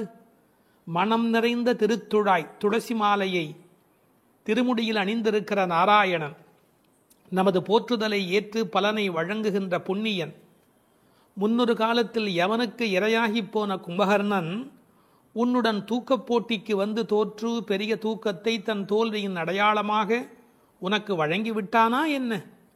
மிகுந்த சோர்வும் சோம்பலும் ஏன் உனக்கு? இந்த குழுவுக்கே ஒப்பற்ற அணிகலன் போல விளங்குகிறளா அல்லவா நீ? படுக்கையை விட்டு தெளிவுடன் எழுந்து வந்து கதவை திற என்று வெளியில் நின்ற தோழியர் உள்ளே படுத்திருப்பவளை அழைக்கிறார்கள். இதுவே பாடலின் திரண்ட பொருள். இங்கே கேலியும் கிண்டலும் கூட ஒரு வகையான விளையாட்டாக எடுத்துக்கொள்ள ஒரு பகுதி இடம் கொடுக்கிறது. ஒரு பெண் சொல்லி இருக்கிறாள், நான் கடுமையான தவம் பண்ணி சொர்க்கம் போகப் போகிறேன் என்று இவர்கள் பேசிக்கொண்டிருக்கிற போது தோழிகளுக்கு மத்தியில் சொல்லி இருக்கிறாள். அவளை இப்போது எழுப்ப வந்திருக்கிறார்கள். ஆஹா அடியம்மா, நீ சொர்க்கம் போகிற லட்சணம் என்ன என்று எங்களுக்கு தெரியாதா? நோற்று சொர்க்கம் போகுகின்ற அம்மனாய், நீ தவம் பண்ணி சொர்க்கம் போவேன் என்று சொன்னாயே, இப்போது படுத்து கிடக்கிறாயே. இப்படி எடுத்துக்கொண்டால் அது ஒரு கேலியான கிண்டலான அவளை பற்றி பேசுகிற ஒரு விளையாட்டு பேச்சாக பொருளாகிறது. உண்மையிலேயே எடுத்துக்கொண்டால் அவள் உண்மையான கடினமான முயற்சி உடையவள், எல்லா நோன்புகளையும் சரியாக மேற்கொள்ளுகிறவள், நாளை வைகுந்தம் சேர வேண்டும் என்ற எண்ணத்தில் தன் வாழ்நெறியை அமைத்து கொண்டவள். எனவே நோற்று சொர்க்கம் போகுகின்ற அம்மனாய் பெருமைக்கு உரியவளே, நீ தவம் பண்ணி மேலே போவேன் என்று சொன்னாயே, இப்போது தூங்கிக் கொண்டிருக்கிறாயே என்று ரெண்டு வகையிலேயும் பாவத்தை மாற்றி பொருள் சொல்லக்கூடிய பாடல் வரி இது. சொர்க்கம் எது, நரகம் எது? ராமாயணத்திலே சீதா பிராட்டியார் சொல்கிறார், உன்னோடு இருப்பதுதான் எனக்கு சொர்க்கம். ராமனிடத்திலே சொல்கிறார், உன்னை பிரிந்தால் அது நரகமாக ஆகிவிடுகிறது. ஆகவே பெருமானோடு இருக்கிற நேரம்தான் சொர்க்கம். இவள் ஒருவேளை தன் தவத்தின் பலனால் பெருமாளோடு இருக்கிறவளோ, இறைவனுடைய நினைப்பே சொர்க்கமாகிறது, மறப்பே நரகமாகிறது. இது இன்னொரு சிந்தனை.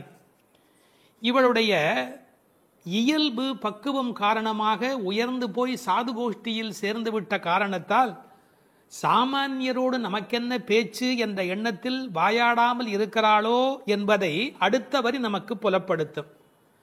தனக்கு உரிய நல்ல கோஷ்டியிலே இருப்பது, சிறந்தவர்களோடு அந்த வர்க்கத்தில் இருப்பதுதான் சொர்க்கமாக மாறுகிறது.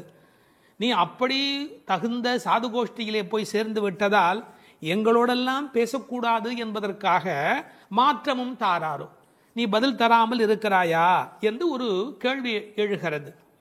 அம்மாடி, உன்னால் வீட்டு வாசல் திறக்க முடியவில்லை, வீட்டு வாசலே திறக்க முடியவில்லையே, உனக்காக வைகுந்த வாசல் திறக்கப் போகிறதா என்று இன்னொரு கிண்டல் பொருளும் அதற்குள்ளே இருக்கிறது. மாற்றம் தாராரோ வாசல் திறவாதார். ஒருவேளை உண்ணாவிரதம் மாதிரி மௌன விரதம் இருக்கிறாயா? அட, வாயில் திறப்பது கடினம், வாயை திறப்பது கூடவா கடினம்? வாசல் செம்மினால் வாயும் செம்ம வேண்டுமோ என்று வியாக்கியானத்திலே இந்த இடத்தை குறிப்பிடுவார்கள். நீ எழுந்து பேச வேண்டாம், கதவை திறக்க கூடாதா? கதவை திறக்க வேண்டாம், வாயாலாவது பதில் சொல்லக்கூடாதா? ஏன் இப்படி நீ இருக்கிறாய் என்று அந்த பெண்ணை கேட்பது போல் அந்த பாடல் அமைந்திருக்கிறது. அடுத்து நாராயணனை சொல்லுகிறார்கள். நாற்றத் துழாய்முடி நாராயணன். உலகத்திலேயே மிகப்பெரிய சிறப்பு துளசிக்கு உண்டு. பிறக்கும் போதே அது நறுமணத்தோடு பிறப்பது. அதனால்தான் பின்னாலே பாடுகிறார்கள், இருந்தவண்ணாகிலும் கொண்டு வீசுமினே. துளசி கிடைக்கவில்லை என்றாலும் பரவாயில்லை, துளசி இருந்த மண்ணை எடுத்தாவது எங்கள் மீது வீசுங்கள் என்பார்கள். ஒரு பெருமாள் கோயிலுக்குள் போகிற போது நமக்கு கிடைக்கிற மிகப்பெரிய இன்பமே அந்த திருத்துழாய் நறுமணம். பச்சை கற்பூரம் அது இன்னொரு பக்கம். திருத்துழாய் நறுமணம்தான் கோயிலின் சிறப்பழகு. கண்ணன் திருத்துழாய் அணிந்து அங்கு வந்து சென்றால் 100 குழிக்கு தாங்கும் என்று உரை எழுதுவார்கள். அதாவது அவன் வந்து போன வாசம் அந்த இடம் முழுவதும் நிறைந்திருக்குமா. இப்போது திருத்துழாய் வாசம் வருவதாலே இந்த பெண்களுக்கு உள்ளூர ஒரு கவலை, ஒருவேளை கண்ணன் இங்கே உள்ளே வந்துவிட்டு போயிருக்கிறானோ என்கிற ஒரு சின்ன கவலையும் வெளிப்பட பேசுகிறார்கள். நாற்றத்துழாய் முடி நாராயணன். நான் துளசியை பற்றி ஒரு மருத்துவ புத்தகம் படித்து கொண்டிருந்தேன். அதில் துளசி பிராணசக்தியை கூட்டி நம்முடைய கபத்தை குறைக்கக்கூடியது. அது மட்டுமல்ல, அது 100 வகையான மேலான மருந்தாக அது பயன்பட்டு கொண்டிருக்கிறது. துளசி, கருந்துளசி, செந்துளசி, நாதுளசி என்று 4 வகையாக அது கிடைக்கிறது. பிராணசக்தியை கூட்டுகிறது என்பதற்காக அப்படியே எடுத்துக்கொள்ளுகிற போது அது முற்றிலுமாக ஒருவருடைய உடலை மாற்றி அமைக்கக்கூடியது. துறவரத்துக்கு போகிறவர்களுக்கு கூட துணை நிற்கக்கூடியது என்று ஒரு குறிப்பு எழுதி வைத்திருக்கிறார்கள். துளசியோடு ஒரு 5 மிளகு வைத்து 3 நாள் சாப்பிட்டால் 3 மாத காலம் ஒரு பெண் அப்படி சாப்பிட்டால் குழந்தை பேர் இல்லாத பெண்களுக்கு வாய்க்கும் என்று எழுதுகிறார்கள். 9 மிளகு வைத்து அரைத்து 7 நாட்கள் வெறும் வயிற்றில் சாப்பிட்டால் எந்த விஷமும் உரியும் என்று எழுதுகிறார்கள். எனவே மருந்தல்ல, மாமருந்தாக விளங்குவது திருத்துழாய். அந்த நாற்றத்துழாய் முடி நாராயணன். திருவடியில் மட்டுமல்ல, அவன் திருமுடியிலும் இருக்கிற மேன்மையும் ஏற்றமும் பெற்றது இந்த திருத்துழாய். அந்த நாராயணன் நம்மால் போற்ற பறைதரும் புண்ணியனால். இந்த நம்மால் என்பதை நம்மால் என்று பிரித்து சொல்வார்கள், நம்மால் என்று சேர்த்து சொல்வார்கள். அதாவது நாம் இப்போது பாடினால் அவன் நமக்கு பறை தருவான், நம்முடைய மால் நமக்கு பறை தருவான். நமக்கு மால் இருக்கும் என்றாலும், மால் என்றால் மயக்கம். சில பேர் சுய மோகிகள், தன்னைத்தானே மோகித்துக் கொண்டு தன்னை பெரிதாக நினைத்துக் கொண்டிருப்பார்கள். அப்படிப்பட்ட குறையுடையவராக இருந்தாலும் கூட அவர்களுக்கு கருணை பாலிக்கிறவன் கடவுளாக மாறுகிறான். நம்மால் போற்ற பறை தரும் புண்ணியனால். அவன் புகழை பாடிய மாத்திரத்தில் நமக்கு பறை தருகிறான், புருஷார்த்தங்களை அருளுவதற்கு தயாராக இருக்கின்றான். அடுத்து அந்த பெண்ணை அவர்கள் கேலி பேசுகிறார்கள். அப்படிப்பட்டவனை நாங்கள் பாடுகிற போது கூட நீ தூங்கிக் கொண்டிருக்கிறாயே, இது என்ன நியாயம்? பண்டொரு நாள் கூற்றத்தின் வாய் வீழ்ந்த கும்பகர்ணனும். இந்த பண்டொரு நாள் என்பதற்கு நேரடியாக நீங்கள் பொழிப்புரை எழுதினால் முன்பு ஒரு நாள், அதாவது ராமாயணம் முன்னர் நடந்தது. அப்படி முன்பொரு நாள் நடந்த ராமாயண யுத்தத்தில் கும்பகர்ணன் தோற்று விழுந்தான். இது வெளிப்படையான பொருள். ஆனால் ஒரு நயம் இருக்கிறது. பண்டு ஒரு நாள். ராமாயண கதை படித்தவர்களுக்கு தெரியும், ராவணனை போன்றவர்கள் முதல் நாள் போருக்கு வருகிறார்கள், பின்னாலும் வருகிறார்கள். இந்திரஜித்தன் ஒரு நாள் வருகிறான், பிறகு இன்னொரு நாள் வருகிறான். ஆனால் கும்பகர்ணன் ஒரே ஒரு நாள் தான் போருக்கு வருகிறான், அன்றே மாண்டு போய் விடுகிறார். இந்த மிகப்பெரிய வரலாற்று குறிப்பை பண்டொரு நாள் கூற்றத்தின் வாய்வீழ்ந்த கும்பகர்ணன் என்று குறிக்கிறாள். கூற்றத்தின் வாய்வீழ்ந்த கும்பகர்ணன் என்றால் யமனுடைய வாயில் வந்து விழுந்த கும்பகர்ணன். ராமன் கொன்றான் என்று பழி சொல்ல விருப்பமில்லை. ஒருவர் தண்ணீர் குடிப்பதற்கு ஏரி வெட்டி வைக்கிறார், அதில் வந்து ஒருவர் விழுந்து விட்டால் அது ஏரி வெட்டி அவருடைய தவறா? அது மாதிரி தயரதன் பெற்ற மரகத மணித்தடம் ஸ்ரீராமன், அதில் வந்து விழுந்து இறந்தவன் கூற்றத்தின் வாய்வீழ்ந்த கும்பகர்ணன் என்று நயம்பட பேசுகிறாள். 6 மாதம் தூக்கமுடையவன் அவன் தோற்றும் உனக்கே பெருந்துயல்தான் தந்தானோ. தோற்றவர்கள் வெற்றி பெற்றவர்களுக்கு ஒரு பரிசு தர வேண்டும். அப்படி கும்பகர்ணன் தோற்றவன் இந்த தூக்கத்தை இவளுக்கு பரிசாக கொடுத்து விட்டு போயிருக்கிறான். கும்பகர்ணன் இவளோடு போட்டி போட்ட போது இவள் வெற்றி பெற்று விட்டாளாம். அந்த கேலி பேசுகிறார்கள். தோற்றும் உனக்கே பெரும் தொழில்தான் தந்தானோ. சோம்பல் எல்லா நோய்களுக்கும் மகப்பேறு மருத்துவ மறை. ஆங்கிலத்திலே என்தூசியாசம் என்று ஒரு வார்த்தை சொல்கிறார்கள். அதை பற்றி ஆழமான பொருள் சொல்லுகிறவர்கள் எந்தூசியாசம் என்றால் உற்சாகம் என்று மட்டும் பொருள் அல்ல, இறைமையில் நிறைந்தவர் என்று ஒரு பொருள் கொள்ளுகிறார்கள். எனவே சோம்பல் இறைநிலைக்கு எதிரானது, உயிர்ப்பு இறைநிலைக்கு அடையாளமானது. நீ இப்படி கும்பகர்ணனை போல் தூக்கத்தில் இருக்கிறாயே, நீ அனந்த நிலையில் இருக்கிறார், அதாவது தூக்கமும் இல்லை விழிப்பும் இல்லை, அந்த நிலையில் இருக்கிறாய், ஆற்ற ஆனந்தல் உடையாய். ஆனால் நீ யார்? எங்களுக்கு அரும் கலை. நீ வந்தால் எங்கள் கோஷ்டிக்கே பெருமை, எங்கள் கோஷ்டியே ஒளி வீசக்கூடியது, எங்களுக்கு நல்ல அணிகலன் நீ. தேற்றமாய் வந்து திரவேலோர் எம்பாவாய். தேற்றமாய் என்றால் படுத்த நிலையிலேயே அப்படியே எழுந்து வெளியிலே வந்து விடாதே. அதுக்கு ஒரு உரை சொல்வார்கள், வால்மீகத்தில் இலக்குவனை பார்க்க தாரை வந்த மாதிரி வந்து விடாதே, நீ உன்னை அழகுபடுத்தி கொண்டு திருத்தமாக வர வேண்டும் என்ற குறிப்பை அருங்கலமே தேற்றமாய் வந்து திரவேல் என்று பாடுகிறார்கள். 9வது பாடல். தூமணி மாடத்து சுற்றும் விளக்கெரிய தூபம் கமழ துயிலணை மேல் கண் வளரும் மாமன் மகளே, மணிக்கதவும் தாழ்த்திரவாய் மாமீர் அவளை எழுப்பீரோ, உன்மகள்தான் ஊமையோ அன்றிச் செவிடோ அனந்தலோ ஏமப் பெருந்துயில் மந்திரப்பட்டாளோ, மாமாயன் மாதவன் வைகுந்தன் என்றென்று நாமும் பலவும் நவின்றேலோர் எம்பாவாய். அப்பழுக்கற்ற தூய்மையான பரிசுத்தமான மாட மாளிகைகளைச் சுற்றிலும் 4 பக்கங்களிலும் விளக்குகள் ஒளிவிட்டு பிரகாசித்து எரிந்து கொண்டிருக்கவும், அம்மாளிகையைச் சுற்றிலும் அகில் சந்தனம் போன்ற வாசனைப் பொருள்களின் நறுமணம் எங்கும் கமழவும், நல்ல பஞ்சடைத்த மெத்தையில் கண்ணுறக்கம் கொள்ளும் எங்கள் மாமன் மகளே, மாணிக்கங்கள் பதிக்கப் பெற்ற உன் வீட்டு கதவின் தாழ்பாளை திறக்க மாட்டாயா? திறந்து விரைவில் வந்து எங்களுடன் சேர்ந்து கொள்ள மாட்டாயா? மாமிகளே, நீங்களாவது அவளை எழுப்பிவிட மாட்டீர்களா? விடிந்து எவ்வளவு நேரமாகிவிட்டது, நாங்கள் இவ்வளவு நேரம் அவளை அழைத்து கொண்டிருக்கிறோமே, அவளுக்கு என்ன ஆயிற்று? ஒரு வார்த்தை கூட பதில் கூற மாட்டேன் என்கிறாளே, அவள் என்ன பேசும் திறனற்ற ஊமையா? அல்லது நாங்கள் அழைப்பது அவளுக்கு கேட்கவில்லையா, காது கேட்கவில்லையா? அல்லது ஆழ்ந்த பேருறக்கத்தில் படுத்து கிடக்கிறாளா? அல்லது யாரேனும் கட்டுப்படுத்தி அவளை பெருந்துயில் கொள்ளுமாறு செய்து விட்டார்களா? அல்லது ஏதேனும் மந்திரம் மாயம் செய்திருக்கிறார்களா? அதன் வசம் கட்டுப்பட்டு இப்படி பேருறக்கம் கொண்டு கிடக்கிறாளே.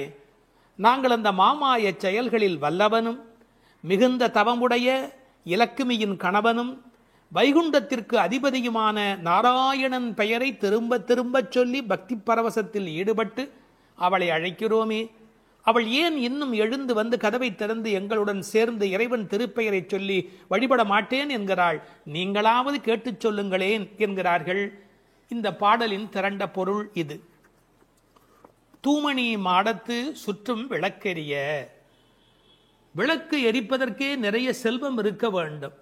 இது சீர்மல்கும் ஆய்பாடி செல்வச் சிறுமியர்கள் வாழுகிற இடம்.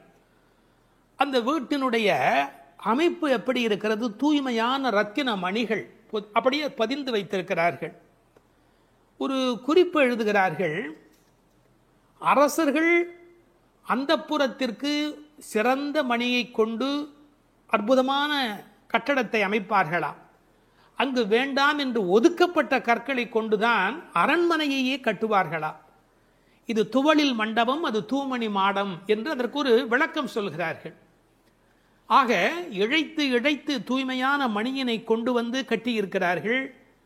அது ரத்தின மணி.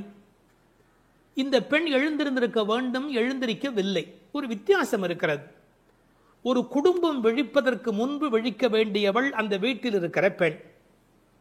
ஏனென்றால் ஆண் எழுந்தால் அவனை மட்டும்தான் சுத்தம் செய்து கொள்கிறார், பெண் எழுந்தால் அந்த வீடே சுத்தமாகிறது என்று ஒரு பொன்மொழி சொல்வார்கள். எனவே ஒரு பெண்ணாகி இருக்கிறவள் இப்படி உறங்கிக் கொண்டிருக்கலாமா? தூமணி மாடத்து சுற்றும் விளக்கெரிய. 4 புறங்களிலும் நல்ல விளக்கு எரிந்து கொண்டிருக்கிறது.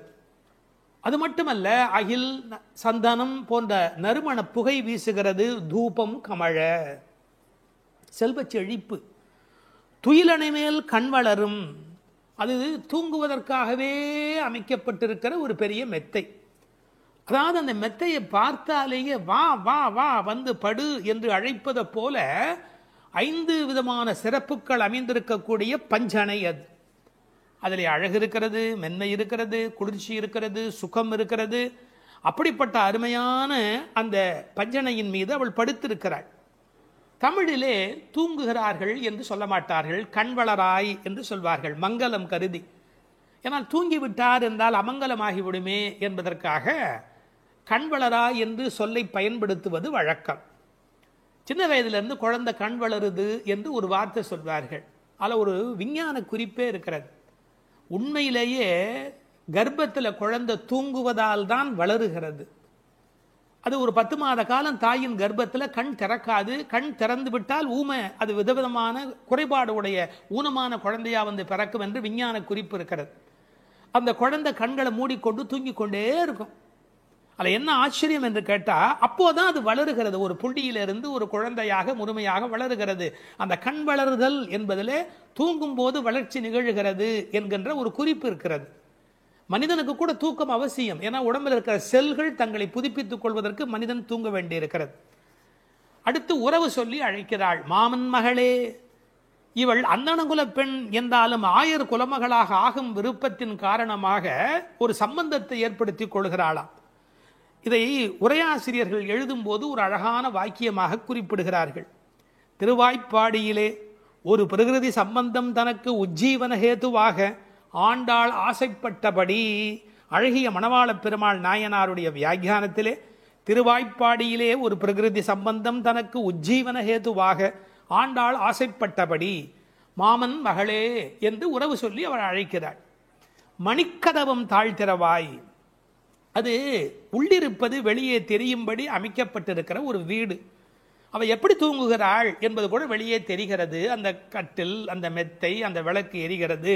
இந்த பாடலே மிக ரசமான ஒரு பாடல். திருப்பாவையில் 30 பாட்டு அழகு என்று சொன்னால் இந்த பாட்டுக்கு என்று தனியான ஒரு ரசனை உலகத்தில் தனியான ஒரு கூட்டமே உண்டு. மணிக்கதவம் தாழ்த்திரவாய், நீ வந்து திற.